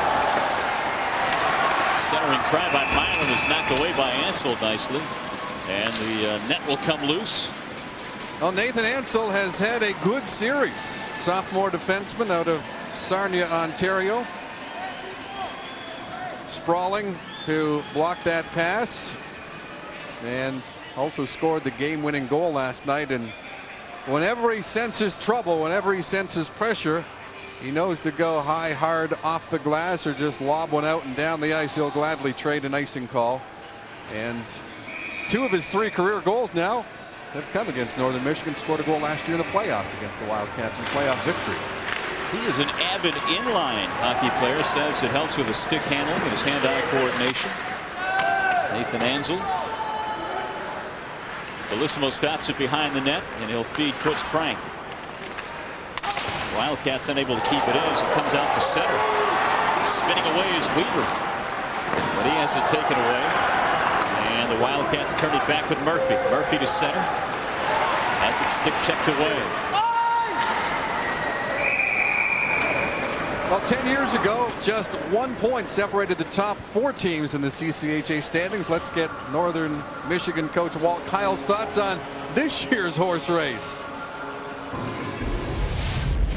Western is a very good team.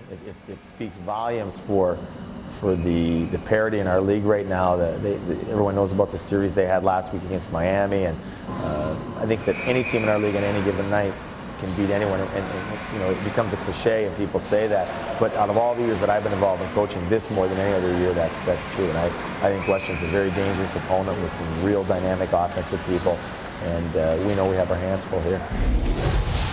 Well, the standings certainly echo those thoughts. Anyone on any given night, as cliche-ish as that sounds, can come up with some points. Here's Shahura.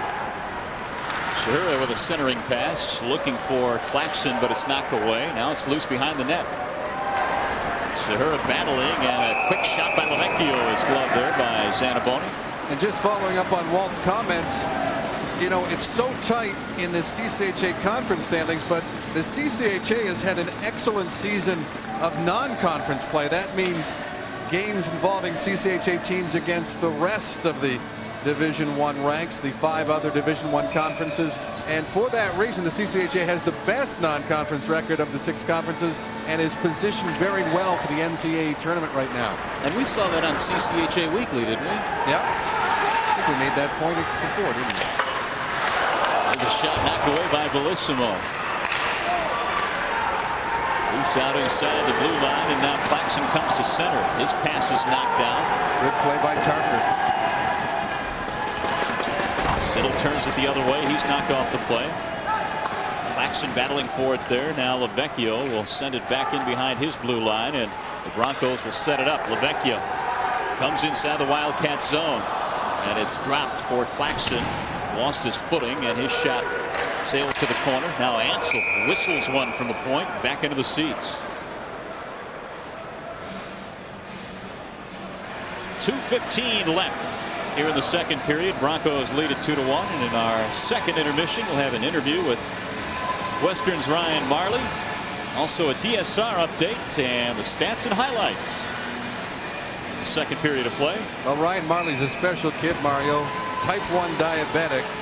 And he didn't get out of bed this past Monday. He has days like that, 4 or 5 a season. Didn't get out of bed, and last night he played his usual 30 minutes. Quite a story. Quite a story indeed, and this sport can be tough enough to play without that type of debilitating problem, and Marley has done a great job to overcome that. Sigmund tries to keep it in. Yeah, one of those, if you didn't know, you wouldn't know. Yeah, exactly.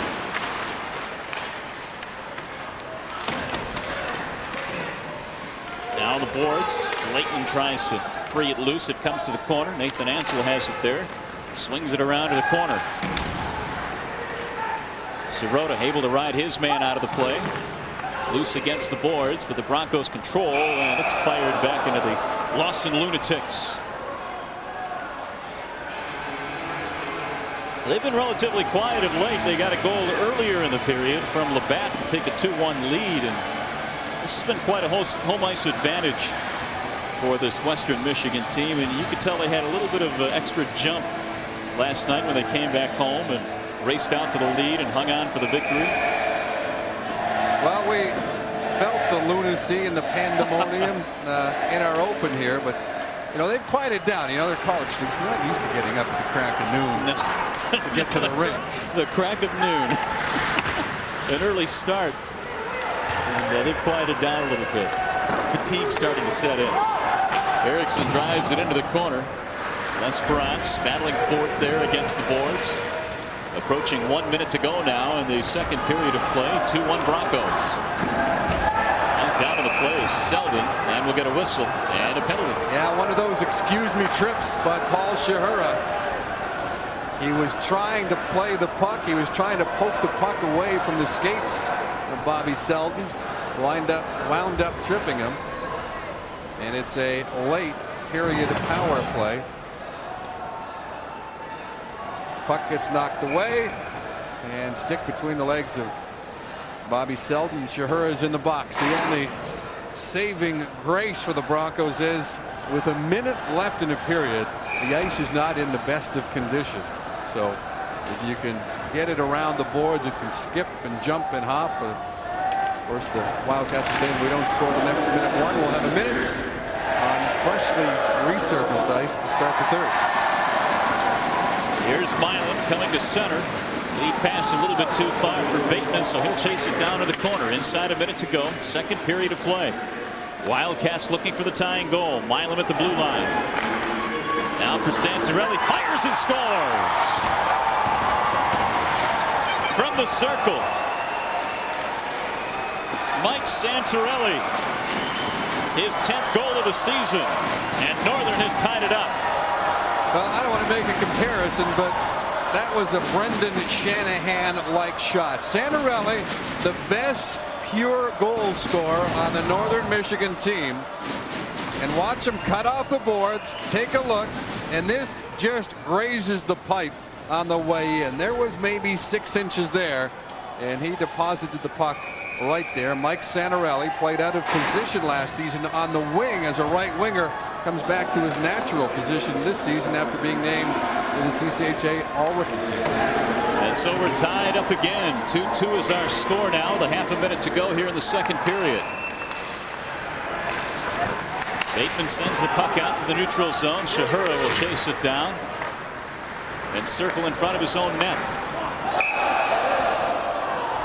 Back into the crowd it goes in a stoppage of play with 17.7 left here in the second period. Jim Culhane's team has had a couple of one-goal leads, but each time the Wildcats have been able to answer. Santorelli from Milam at 19-21. Well, a couple of banged-up teams. Short night's rest, coming back with a 4:30 matinee game, and it's all going to come down to the third period. Who wants it the most, I think, this weekend? Erickson centering pass for Shahura goes wide. It's back out to center ice, where it's controlled there by Chris Frank. That'll take care of the second period of play. So a late goal for Northern Michigan ties this one up after the Broncos had taken a one-goal lead earlier in the period. and a better period for Walt Kyle's Wildcats. They take advantage finally this weekend of a 2-on-1 break with Leighton feeding Sigmund, and the power play also gets into business as the power play last night stopped for the first time in 5 games with scores here in the second. So after 2 periods from Kalamazoo, it's Northern 2 and Western 2.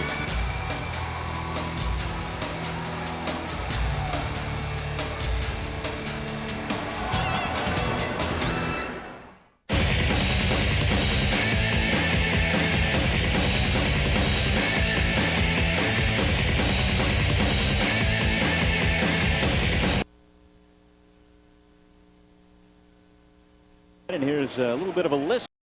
All right, Bates. Play, Bates. Oh, my gosh. First one, boys. Number 1 right there, boys. No, we're done. I'm just going to go talk to him. He's my buddy. I'm just going to talk to him. He's my buddy. It's on the ice. Where are you dropping it? It's on the ice. It's on the ice. I'm just going to go talk to him. He's my buddy, that's all. We're friends. Trust me, Brian. I just want to talk to him. We thank Andrew Contois for wearing the mic here this afternoon to provide some sounds of the game. And we have 20 minutes left in this one in the 3rd period, all tied at 2. As we bring you our final period of play here from Kalamazoo. Wow, will take the draw and send it to the boards. Meanwhile, Western will turn it back into the Wildcats' end.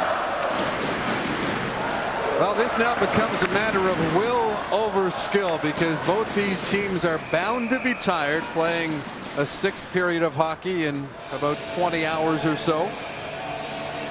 So 2 points up for grabs in the standings. We've talked all game long about how tight things are in the CCHA standings, and Western Michigan for most of this season mired in the basement of the 12-team CCHA, coming into this game with the victory last night, deadlocked for 11th place with Alaska Fairbanks, which lost for the first time ever last night against Nebraska Omaha at home. And if you thought the Mavericks were going to get a chilly reception in Fairbanks where it was 52 below yesterday, well, they pulled one out. Here's L'Esperance behind the net, ridden out of play. And it's kept in by Moore. Now Frank shuffles it behind the net. Waugh has it there, trying to clear the zone. And it's back out to center. Northern, of course, is without one of their top scorers, Darren Oliver, who injured his knee in the hockey game last night, so he is not playing here today. Here's Oystrick circling in his zone now. He'll bring it back out to center for Milam. Milam dumps it in the zone, and the Wildcats will make a change. And another big hit behind the net, and we'll get a whistle.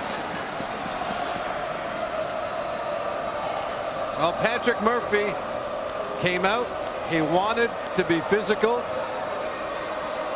and he did a good job early in the game, but this time on Ryan Marley takes him into the boards. Now we have to wait and see if this is a checking from behind call or a penalty of the 2-minute variety. As soon as you get into that danger area along the boards, and we've talked about this all season, this will be a 5-minute major. Yes, it will. And a game misconduct.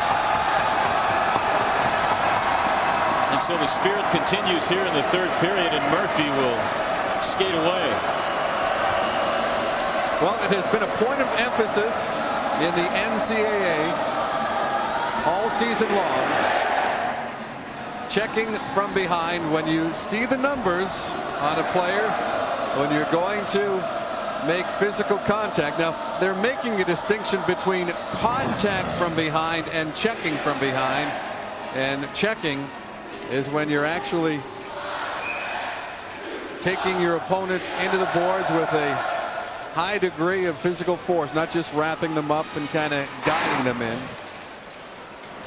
And a golden opportunity, a minute into the 3rd period for the Western Michigan Broncos, whose power play 2 through 4 so far in the game. Golden opportunity indeed. This gave the man advantage for 5 minutes. Broncos in the zone. Here is Marley, fires one, and it's gloved by Zanaboni, and he holds on. Well, I always thought from a Western Michigan perspective, the key when you have a 5-minute major is still try and play with some sense of urgency. Oftentimes you think we've got 5 minutes, we've got lots of time, let's try and slow things down, be cute, do what we do in practice, but you have to keep that intensity, that energy level up and get the job done. Erickson tried to keep it in, but it's kicked out of the zone and sent all the way down the length of the ice where Bellissimo has it. And again, the Broncos will set up the power play. Back the other way is Paul Shahura. Milam is able to scoot it back into the Broncos' end. Bellissimo corrals that one as well, and Shahura will start it over. It passed to Moore to the neutral zone. Will dump it in the northern end. Now Walton will chase it down along with Shahura back inside the western blue line. Paul Shahura sends it into the corner and goes chasing after it. Leighton meets him there. Loose puck in the corner. Shahura has it. He'll send it to the point for Moore. Now Shahura.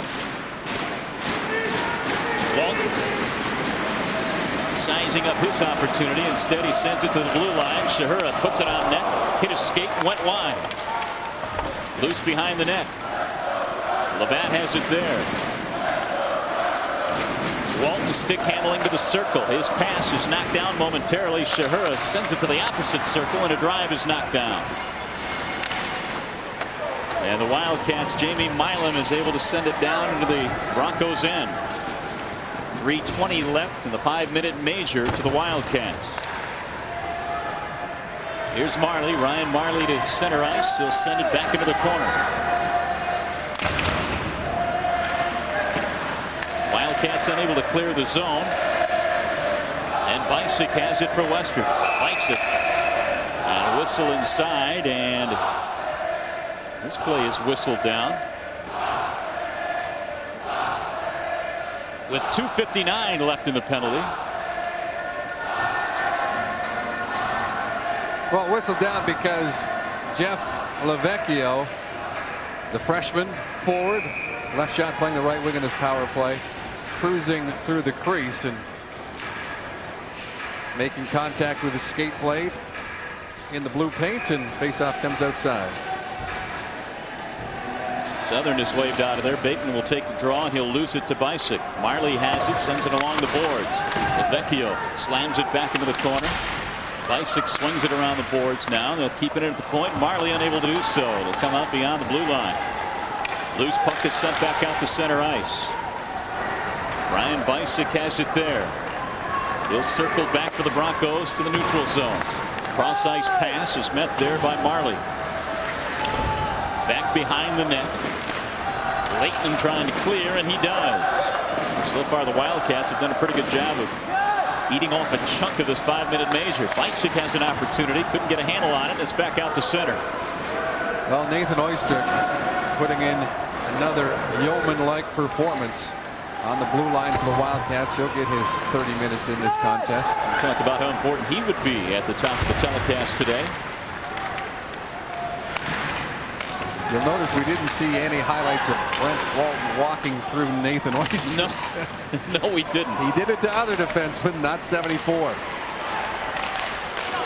There's a pass to the circle that's intercepted and sent back down into the Broncos' end, and Bellissimo trying to save some time comes out of net.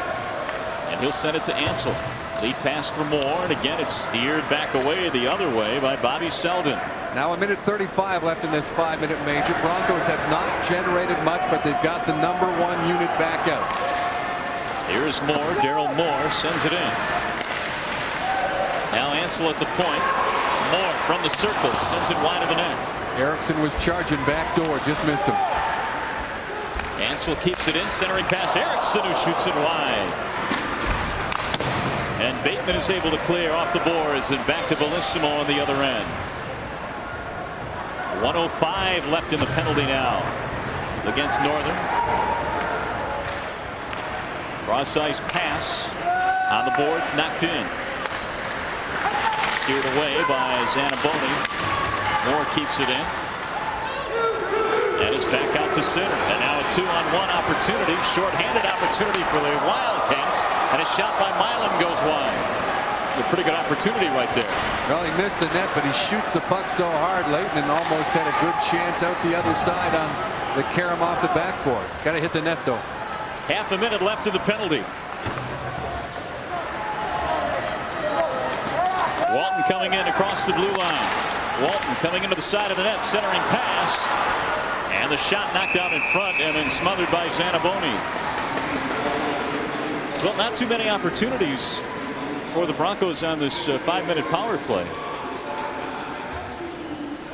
And the Wildcats have done an outstanding job, now 17 seconds away from burning this penalty. Yeah, Zanaboni really didn't have to make any quality stops. The defense did a good job of boxing out the Bronco forwards, and the penalty killing forwards up high weren't allowing much puck movement between the defensemen. Jason Mall battles off the face-off, and it's won by the Wildcats. And they'll send it back to the opposite end. Well, the Wildcats pride themselves in their penalty killing, and they've done a good job on a 5-minute major to Patrick Murphy. And it came at the start of the third period, and the penalty has expired. Santorelli brings it across the blue line, drop pass, and a quick shot steered away. Nice save there by Bellissimo. Yeah, Matt Siddle came out of the box, an odd man rush 3-on-2, and they got the shot away to Siddle. Siddle trying to clear it out in front, knocked off the puck. Loose in the corner, Siddle has it there. Ridden out of the play by Frank. No battle for it in the corner. It's going to slide behind the Western net, back out to the point, unable to hold it in. Is Miller.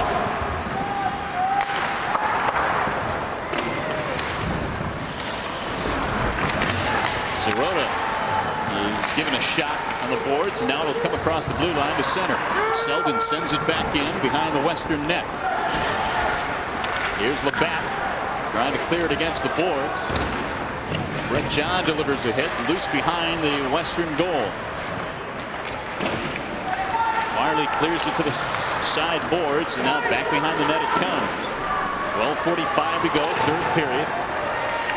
The Wildcats have done a terrific job of killing off a 5-minute major, and we'll get an icing call. Well, we'll see if it gives the Wildcats a break. Still a lot to be determined. Big finish coming up. Metro Detroit has 55,000 outstanding service industry professionals, and the annual Rose Awards recognizes those individuals who possess a deep commitment to excellence in service to their customers. We're now seeking nominations for the 2006 Rose Awards. If you have experienced extraordinary service from an individual, be it in a local restaurant or attraction, from an officer of the law, a transportation provider, a hotel employee, or anywhere else throughout Metro Detroit, please take a moment to nominate that person for a Rose Award. Simply log on to theroseawards.com or call 1-800-DETROIT and inform the operator of your nominee. Also, you can pick up a nomination form at hospitality venues throughout the region. Our service employees are always dedicated to making your stay in Metro Detroit memorable. The Rose Awards is our way of rising to the occasion and rewarding these outstanding employees. Metro Detroit thanks you, and your service industry professionals thank you for taking the time to honor these deserving individuals who rose to the occasion.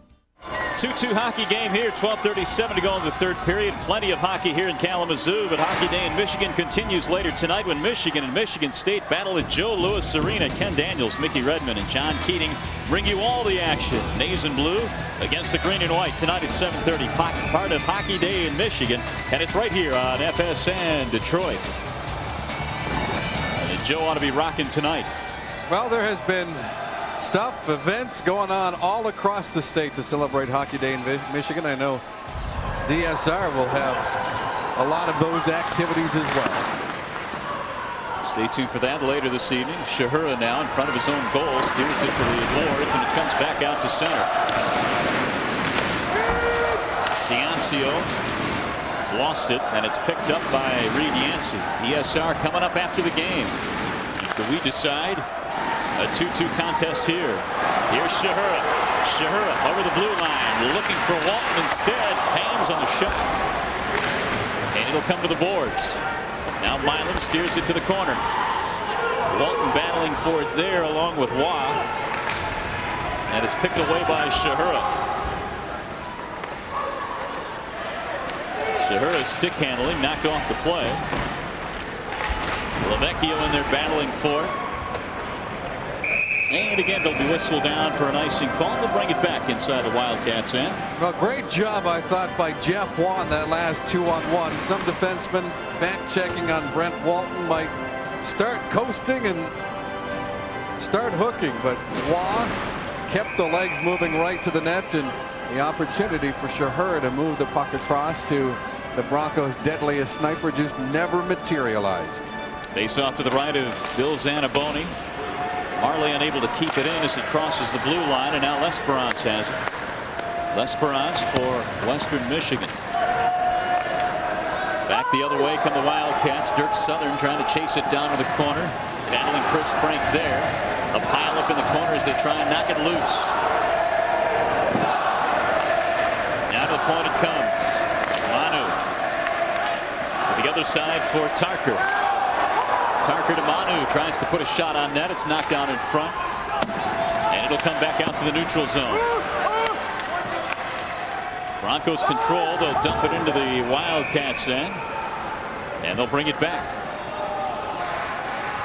11:01 to go here in the third period. It's been a back and forth game as the Broncos have had a couple of one-goal lead, but each time the Wildcats have been able to tie it up. Bill Zanaboni with 18 shots worth of activity from Paul Shahura and company. A great day for hockey here at Lost and Ice Arena. And coming up at the Joe next after DSR. Santorelli wins the draw and is controlled out in front as Bellissimo steers the shot aside. Santorelli sends it to the boards, and it's picked up now by Western. They'll bring it back the other way. Lavecchio to center. Never had control of the puck. And it's turned back by Leighton. Leighton back into the Western zone. And this one will come back out. And we talked about Hockey Day in Michigan and all of the Michigan kids in the CCHA. Yeah, I think it's an especially great day for hockey if you're from the state of Michigan and enjoying Hockey Day. Look at Bob Daniels, Ferris State Bulldogs, and they're having a pretty good season. Michigan, Michigan State, and you know, the only team not on that list is Alaska Fairbanks because they recruit heavily in the West, as you would expect, but the other 11 teams in the CCHA always count on Michigan players. Very well represented. Cantois had a shot which was knocked down and never got to the net. Send it into the corner now and battle for it as Chris Frank runs it down behind his goal. Now Claxton in the corner. Well, the very best player, Mario, in the CCHA this season is from nearby Portage, Michigan, and that is Scott Hars, enjoying an outstanding campaign with the Nebraska Omaha Mavericks, and he's got to be in contention for CCHA Player of the Year honors. Some of the faithful in attendance here at Western today. And another tight hockey game between these two teams. Earlier this year, they played to a 0-0 tie in overtime. There's an opportunity off to the side of the net that goes wide for Milam. It'll come back out to center ice and roll back into the northern zone. Ansel tries to run it down, or Waugh rather. That comes back out in front of the net. Leipzig looking for the handle, looking to center. He does. Standing on the shot is Brett John, and back from the Wildcats. Wildcats keep it in the zone. Here's Milam out in front, couldn't handle the pass. It'll come to the corner. Well, this is the Wildcats' so-called fourth line, and Walt Kyle's got some serviceable duty from them this afternoon. 9:20 to go in the third. Western looking to take the advantage in a 2-2 game. This was my prom. My spring break. Road trip with friends. Summer camp. Semester abroad. Thanksgiving. What do you call a life dedicated to hockey? I'd call it time well spent.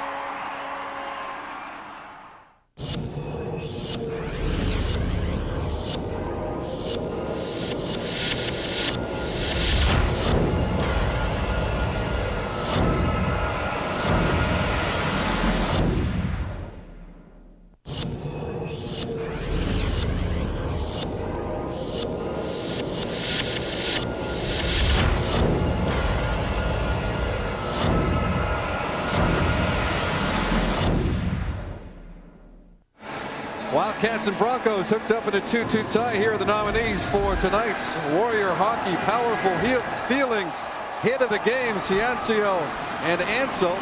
Walton leveled by Selden. And then Nick Serrata coming together. The envelope, please. What do you think, Mario? That one right there. Nathan Ansel on Matt Ciancio. I like the Ansel hit. In the first period. So Ansel, who scored the game-winning goal last night with a beautiful one-timer on the power play, and he's a factor again this afternoon.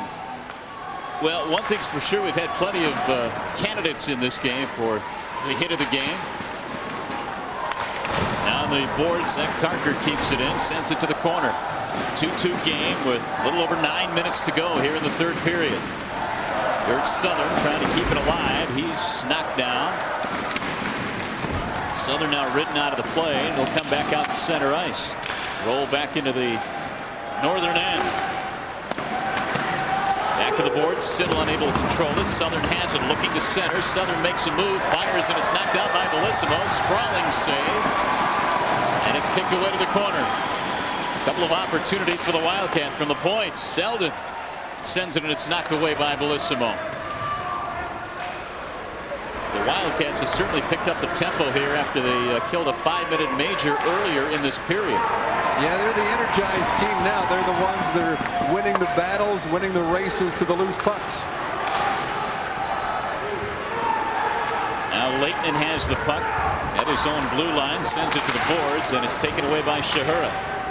Shahura tried to headman the puck to Weaver, but that pass went a little bit too far, and it's sent back behind the Western goal. Weaver in the corner has it taken away by Leighton as they continue to battle for it. Shahura able to send it out beyond the blue line, and Selden fires it back in.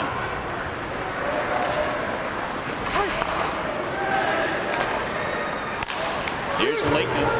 Leighton at the blue line, backhands it back into the Western zone. He'll come back out to center ice.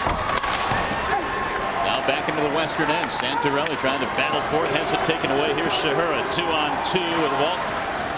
Shahura looking to center. We'll send it in the far corner. The swing around the boards for Yancey in the corner. Weaver sends it out to the side of the net. Zamboni trying to plug that side of the net up, and we'll get a whistle.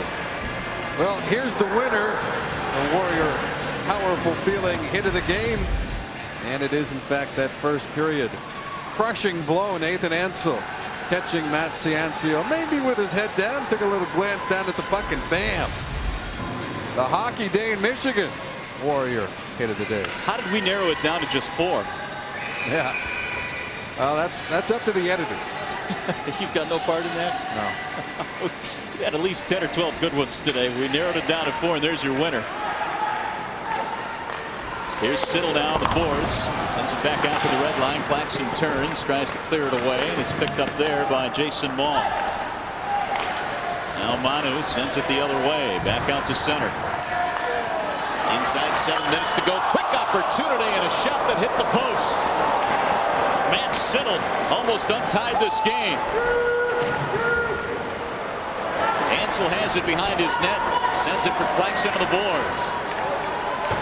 Now back out to the neutral zone. Another hit. That hit there by Siddle was not a direct hit. Contest is over. No more entries. Selden now back out to center. It's intercepted by Labatt, and he'll fire it back into the Wildcats' end. Zanaboni will leave it there. Zanaboni again has to clear as it comes to the corner. Labatt trying to keep it in. He does. To the backboard. Now it comes back out to center. Here's Sirota. Sirota, the freshman. Centering out in front. And what a save there by Bellissimo.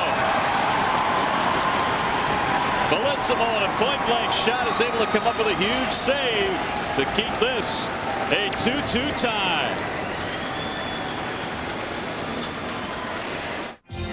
Founded in 1903, Western Michigan University's enrollment has grown to nearly 30,000 students. With more than 260 fields of study and a nationally renowned faculty, Western Michigan is considered one of the nation's top 100 public research universities. Students enjoy an active campus life, including Division I athletics and more than 300 student organizations. Western Michigan, one of the nation's leading student-centered research universities. Home away from home. That's what Northern Michigan University is to me. All of my classes are within walking distance, and Northern offers over 180 quality academic programs to choose from. Each class is small enough for students to receive one-on-one attention, and each student will receive a ThinkPad for coursework, research, and staying in touch with the professors. You know, there's one more thing I like about my home away from home. Hey Nick, pizza's here. Northern, naturally. Northern and Western tied at 2, and Daniel Bellissimo, Fred, has come up big time here in the third period. Yeah, he leads the CCHA in saves, and in tight was Leighton. Very active legs, and Daniel Bellissimo, he is so competitive. There's the last chance by Nathan Sigmund saying, hey, if I can get my first goal, why not a 2-goal game? And Daniel Bellissimo telling me before this contest, I said, how's your brother doing? Vince was a junior forward last season, led the Broncos in goals. He said he's doing well. He scored last night for the Lowell Lock Monsters in a victory in the American Hockey League. And 22 saves tonight for Daniel. Which is what he had last night, but if the Broncos are to get a point or 2 out of this one, he'll need to make some more undoubtedly. Yeah, the Wildcats have certainly turned up the pressure here in this third period, and they've been the more aggressive team with the better scoring opportunities. Well, we talked early about how the Wildcats have a bigger team. They tried to exact that physical price on the Western defense early, hoping it would pay dividends right about now. Hockey Day in Michigan continues tonight. Not too far away, 7:30 start time live from Joe Louis Arena. Michigan State and Michigan will square off. And we invite you to stay tuned for that one as well, about 28 minutes from now. Well, Rick Comley's Spartans now with a 6-game undefeated streak going against Red Barons' Wolverines. 3 wins, 3 ties in their last 6 meetings. 1-1 tie last night at Munn Ice Arena, East Lansing, Michigan. Sellout crowd, marching bands on the ice. Atmosphere was hopping there, and all the scoring in the first period. Brandon Kalnicki back in the lineup, the senior from Livonia from Michigan, and the captain Drew Miller doing the damage for the Spartans in the 1-1 tie. And both of those teams with plenty of experience playing at Joe Louis Arena. Should be a good one tonight after this one. I think that's their 36th all-time meeting at the Joe. Here's Lesperance looking out in front, and his pass for Erickson didn't quite connect. It'll come back out to the neutral zone where Ansel sends it back in, but it's intercepted. Manu sends it back inside the western zone. Back behind the net, they'll go to the corner. Lesperance battles for it there, along with Bateman. Ansel turns away with it, bangs it off the boards back out to center, and Manu unable to control it. So Zach Tarker will have to track it down and send it back out to center ice. Siddle being bothered by Ansel. Weaver intercepts the pass over the blue line. He'll dump it in their corner. Comes back out to center. Wildcats on the move, and Bellissimo with another glove save. This time off the shot from Nathan Sigmund. A little double shifting done by Jim Culhane to get Shahura and Walton out on the ice. Nathan Sigmund, who's had a strong game for Northern Michigan, his first college goal, and providing lots of energy. And this line, Milam, Sirota, and Sigmund, a 4th line on the depth chart, but it's played very well in this game. Marley sends it against the boards, and here comes Brent Walton. Walton to center, sidesteps the defender across the blue line, looking for Shahura. Shahura dumps it in on net, and a glove save there by Zanaboni.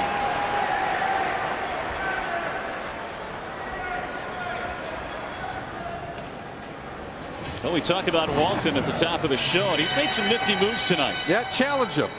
Challenge him. He goes wide. Just don't be passive on him. Make him pass the puck. If he's going to the net, make him pay the price. And you can see Jeff Waugh getting some lumber on him. Jeff Waugh, high draft pick of the Dallas Stars, a 3rd rounder, and he is one of those defensemen. Not going to get you many points, but he is just miserable to play against if you're an opposing forward. Walton, meanwhile, was 8th in the Hobey Baker voting last year, but he doesn't seem to get a whole lot of attention nationwide.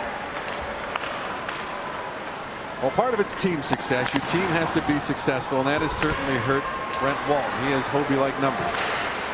Bateman tries, and his shot is deflected back into the crowd behind the net.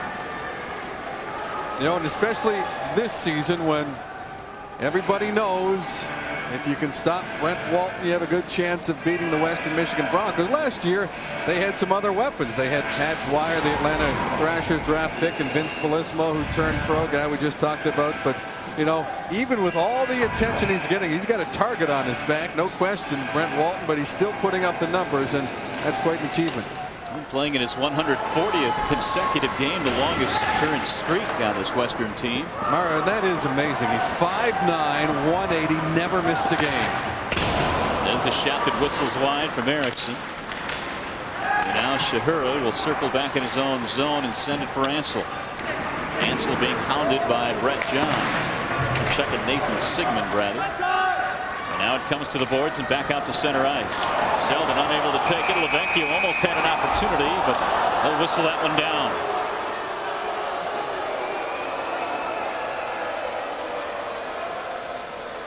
Hockey Day in Michigan, making a stop here in Kalamazoo. And we've talked about this, Fred, but 70,000 players, coaches, and officials, and 5,000 registered hockey teams from the state of Michigan. And also the Little Caesars Amateur Hockey League with 15,000 players. That's the largest youth hockey league in the world. Those 18 national championships, by the way, referred to NCAA Division I men's college championships. Santorelli unable to control it on the boards. Now Leighton battling for it, comes back out to center. Selden fires it back inside the Broncos' end with 3:20 to go in the 3rd period, tied at 2. Broncos dump it in behind the Wildcat net. They'll battle for it there. Selden swings it around the boards, looking for his teammate Leighton. L'Esperance takes a hit. Here come the Wildcats to center. Santorelli on the far side. Moving in on net, and a shot goes wide from Contois. And here is Mall now for Western, had it knocked away. End-to-end action now. Contois moving in. Centering pass out in front goes wide. Tarker keeps it in. They'll battle for it in the corner. 2.5 minutes to go, 3rd period. Ryan Marley sends it back the other way, and Jason Mall meets it, sends it back out beyond the blue line to center.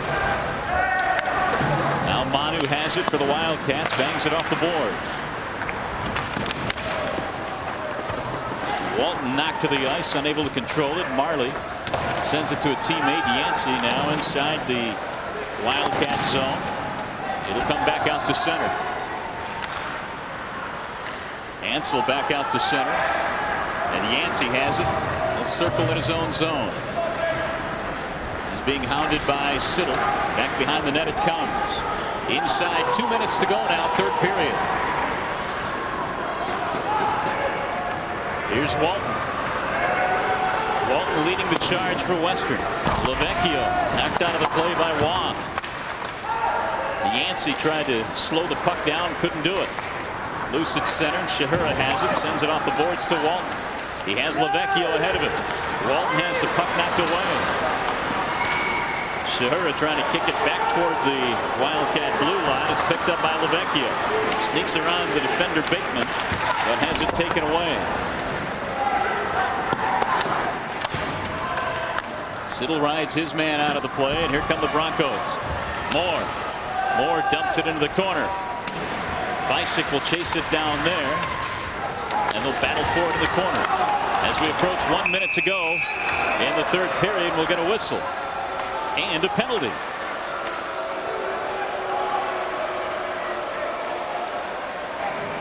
Well, Daryl Moore on the forecheck, and in a coach's book, this is classified as a bad penalty. 2-2 tie. last minute. You're in the other team zone. You're not necessarily putting yourself into position to defend a scoring chance. You're just trying to create a turnover. And he knocks down Nathan Oystrick, who may have been off balance to start with, but you just can't take that chance. So the Northern Michigan Wildcats, who didn't play well particularly last night in losing 4-2, didn't have a great first period, although it was okay. They've got a chance to come away with a split out of Lawson Ice Arena, and coaches are going to make use of their timeouts just to make sure their bench is organized and they've got the players on the ice that they want in this situation. For Jim Culhane, it's his penalty killers. And for Jim Culhane, losing last week in the final 22 seconds and many, many weeks, it has all added up to a pretty tough year. It's been tough on myself, on the team, but yet, we haven't, I'm really focused on we don't create that separation with the guys downstairs. I mean, the kids have been great. They've been resilient. We've been in games. The Miami game last weekend on Saturday, it's a 3-2 hockey game with a minute to go, and our kids battled right to the end. So still a lot of hockey to be played, and I'm an optimistic person. It's half full, not half empty. And we have a lot of hockey to be played. Well, and Jim Culhane has said, if you could take 4 points out of a certain weekend, all of a sudden with the way the CCHA standings are bundled up, that could make a difference in the standings. Absolutely. A couple of weeks ago, Ferris State was tied for 10th place, 10th, 11th, and 12th, took 5 out of 6 points, and at the end of the week, they were 4 points out of second place, so things can happen in a hurry. Doesn't take long. Well, Frank and Marley on the back end, and you can tell who Jim Culhane thinks has the best chance of shutting down the Wildcats power play here. George Southern sends it in behind the net. Sandarelli in the corner now as the Wildcats keep it in. Milan is able to do so. On the boards, it's picked up there by Marley, and Marley will send it back down to Zanaboni. 30 seconds left here in the third period. Marley now will just hang on to it, burn a little bit of time, and send it back into the Wildcat end. 20 seconds to go. 2-2 tie. Wildcats on a power play. Here's Milan to center. Across the blue line, avoids a defender. He'll dig it out of the corner with 9 seconds left. Shot knocked down out in front. They'll battle for it on the boards with 2 seconds left. And it'll remain a scoreless third period. So although the Northern Michigan Wildcats carried the play most of this period, you've got to credit Daniel Bellissimo for keeping his team in this game and keeping it a 2-2 tie. Yeah, shots on goal were 1 apart after 20 minutes, even 18 apiece after 40 minutes, but the Western Michigan Broncos have been on their heels, and we'll be back from Lawson Ice Arena with the finish. Overtime looming here between the Broncos and the Wildcats.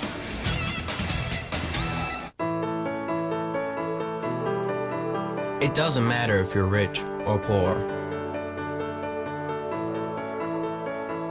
It doesn't matter if you're black or white. From the East Coast to the West Coast and beyond. It doesn't matter who you are when you do what we do.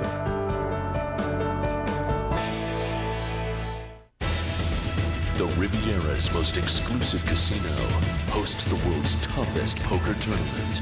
Riverbell.info presents the Monte Carlo Millions. The world's top players come to the most glamorous city in the world to battle for a $3 million purse. He's all in! Riverbell.info presents the Monte Carlo Millions tonight on FSN. It's added 2 at the end of regulation as we begin overtime here moments away. 2-2 game. 3 of the 4 goals have been power play goals. Yeah, including the first one as Daryl Moore gets the Broncos on the board, but Nathan Sigmund answered with his first in the collegiate ranks, and then Kevin Labatt gave the Broncos another lead with a power play goal, and then Mike Santarelli with a power play goal in the final minutes of period number 2. And a scoreless third period sends us into overtime. And don't forget, the penalty to Daryl Moore means the Wildcats will still have 59 seconds left on the power play heading into the 5-minute overtime period. Well, the Broncos kind of squandered a power play chance early in that third period. Fresh ice. Patrick Murphy sent off with a 5-minute major just a little over a minute in, but the Wildcats, with the 7th best penalty killing numbers in the nation, shut that down, and now they're thinking of nothing less than coming away from Lawson with a split. Here come the Wildcats now as we look at the overtime records. Northern 0-3-1 and Western 0-1-3. They've come away with 3 ties. Out to center ice, an opportunity. Shahura streaks in over the blue line. Centering pass and a shot knocked away by Zanaboni. He had Erickson who tried to get the stick on the puck. Siddle comes back the other way. In the corner it goes, back out to the point, and Milam can't hold it in. 17 seconds left on the power play now for Northern. Milam dumps it in and skates back to the bench. Oyster keeps it in, puts one on net, right into the glove of Bellissimo.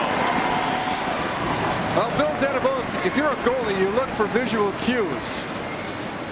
And the cue was Oyster was down, Shahura couldn't shoot, he pulled the puck back, and Zanaboni knows the pass has to go across.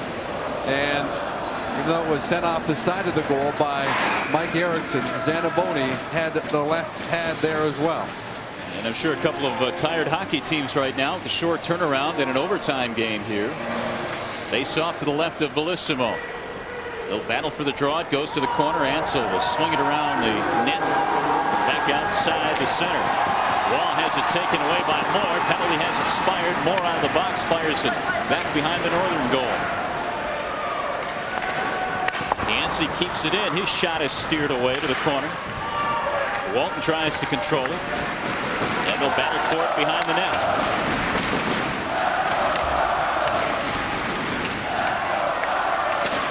Moving in on net is Moore, and he is knocked to the side of the net. And a whistle to stop play with about 3.5 minutes to go in overtime. Western a winner last night, 4-2. They've had leads of 1-0 and 2-1 here, but each time the Wildcats have come back to get the equalizer. Jason Mall out of Livonia, one of those Hockey Day in Michigan performers from the States. And somebody ended here. Be a Hockey Day in Michigan hero. Ansel's shot is steered clear and held on by Zanaboni. Don't forget, coming up after our game here, Michigan and Michigan State live from Joe Louis Arena. Ken Mickey and John Keating on hand to bring you all the action there. 7:30 face-off between the Spartans and the Wolverines. And they were, as usual, expecting a capacity or near capacity crowd at the Joe for that great rivalry. I know I felt like Ticketmaster at times this week, Mario. You have to man the phones. Here's Southern. He fires a shot right on net, and Bellissimo holds on to that one. Yeah, you find out how many friends you have. Oh, yeah. And people that consider themselves your friends. Exactly. Well, if you're the coaches, if you're Walt Kyle, you're Jim Culhane, you're behind the bench and you're telling your players, remember, boys, fatigue is only from the shoulders up. At this point, with 3:18 to go. Try to tell them that to the heavy legs that I'm sure both sides have right now. We'll see which team might be mentally stronger here in the overtime period. 3:16 left in a 2-2 game. Marley trying to hold it in the corner now, and it's knocked loose. Oh, right out in front of the misdirection, and Bellissimo had to come up with a save. That was just off the leg and a quick pad stop by Bellissimo. Oh, that thing came out of nowhere. Here's Frank whistling in a shot. And gloving it there is Zanaboni to hold on. So both goaltenders have been tested here in the overtime period, which now has less than 3 minutes remaining.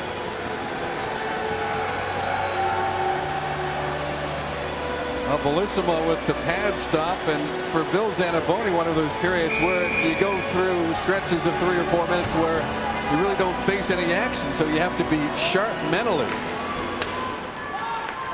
Oystrick has the puck behind his net. Now he leaves it for Tarker. Tarker out to his blue line. Lead pass is brought to center ice. Now inside the Broncos zone. Cantois has it taken away as he spins around the net. Loose puck in the corner. Picked up there by Santarelli. He'll fire one. It's knocked down. And it'll go behind the net. Wildcats applying the pressure. Lehtinen swings it around to Cantois. Wildcats knocked off the puck. And now Walton brings it to center for Lavecchio. Walton will pick up the loose puck, circle in his own zone. Center ice pass to Maul. Now Lavecchio backhands it in. And it's steered away by Zanamoni there to the boards. They'll fire it back inside the Bronco end. It's whistled down. We'll bring it back out. 1:56 left in overtime. What a start to Hockey Day in Michigan. With the Broncos and Wildcats here. The Spartans and Wolverines coming up at the conclusion of this one from Joe Louis Arena. Well, Rob Lehtinen considered one of the smartest players of the Wildcat team, but he didn't quite clear the red line, and now he has to hope that the Broncos don't make him pay with a face-off goal. George Southern wins the draw. It goes behind the Wildcats net. They'll battle for it in the corner. Jeff Waugh mixing it up, and now Southern comes away with the puck. Sends it to Bateman. Bateman will bang it off the boards. Comes out to center for Siddle. Here is Southern. In across the blue line. Has it knocked away nicely there by Nathan Ansel. Minute and a half to go in overtime. And Oystrick has to circle back to center. L'Esperance dekes the defender. Brings it in across the blue line. L'Esperance with a shot. Steered away by Zanaboni. Now here's Cantois. Cantois skating in on net. Backhanded shot. Goes wide. Erickson has it. Sends it behind his net. With 1 minute to go in overtime and a 2-2 game. Here's Chris Frank. Frank knocked off at the boards, and Walton sends it cross ice for Lavecchio. Can't handle the pass. Now Lavecchio does pick it up and backhands it into the Wildcats end. Behind the net, Selden has it. And that one will go the length of the ice, where Shahura will chase it down. Shahura gives way to Walton. 30 seconds to go in overtime. Walton skating to center. Has it knocked away nicely by Bateman. Loose puck is picked up by Tarker. Now Walton trying to steal it away. And it's knocked straight up into the air. 15 seconds left. Oystrick in his own zone trying to clear it. Southern to center. 6 seconds left. And a tricky hop goes to the corner. And this one will end in a 2-2 tie. Well, it turned into a pretty big weekend for the Western Michigan Broncos as they took 3 of a possible 4 points. The 4-2 victory last night, 2-2 tie here for the Northern Michigan Wildcats. Well, just 1 point, but they can take some solace in the fact that they are now heading home back over the bridge. They'll play 5 of their last 6 conference games on home ice. 2-2 our final score in overtime. And our next CCHA telecast is coming up in just moments. It's 7:30. Michigan takes on Michigan State at Joe Louis Arena, part of Hockey Day in Michigan. Now for Fed Pledge, Shireen Sasky, this is Mario and Pemba saying so long from Lawson Arena in Kalamazoo. Our final score, Northern 2, Western 2. You've been watching CCHA Hockey on FSN Detroit. Now stay tuned for the DSR Hockey Day edition coming up next.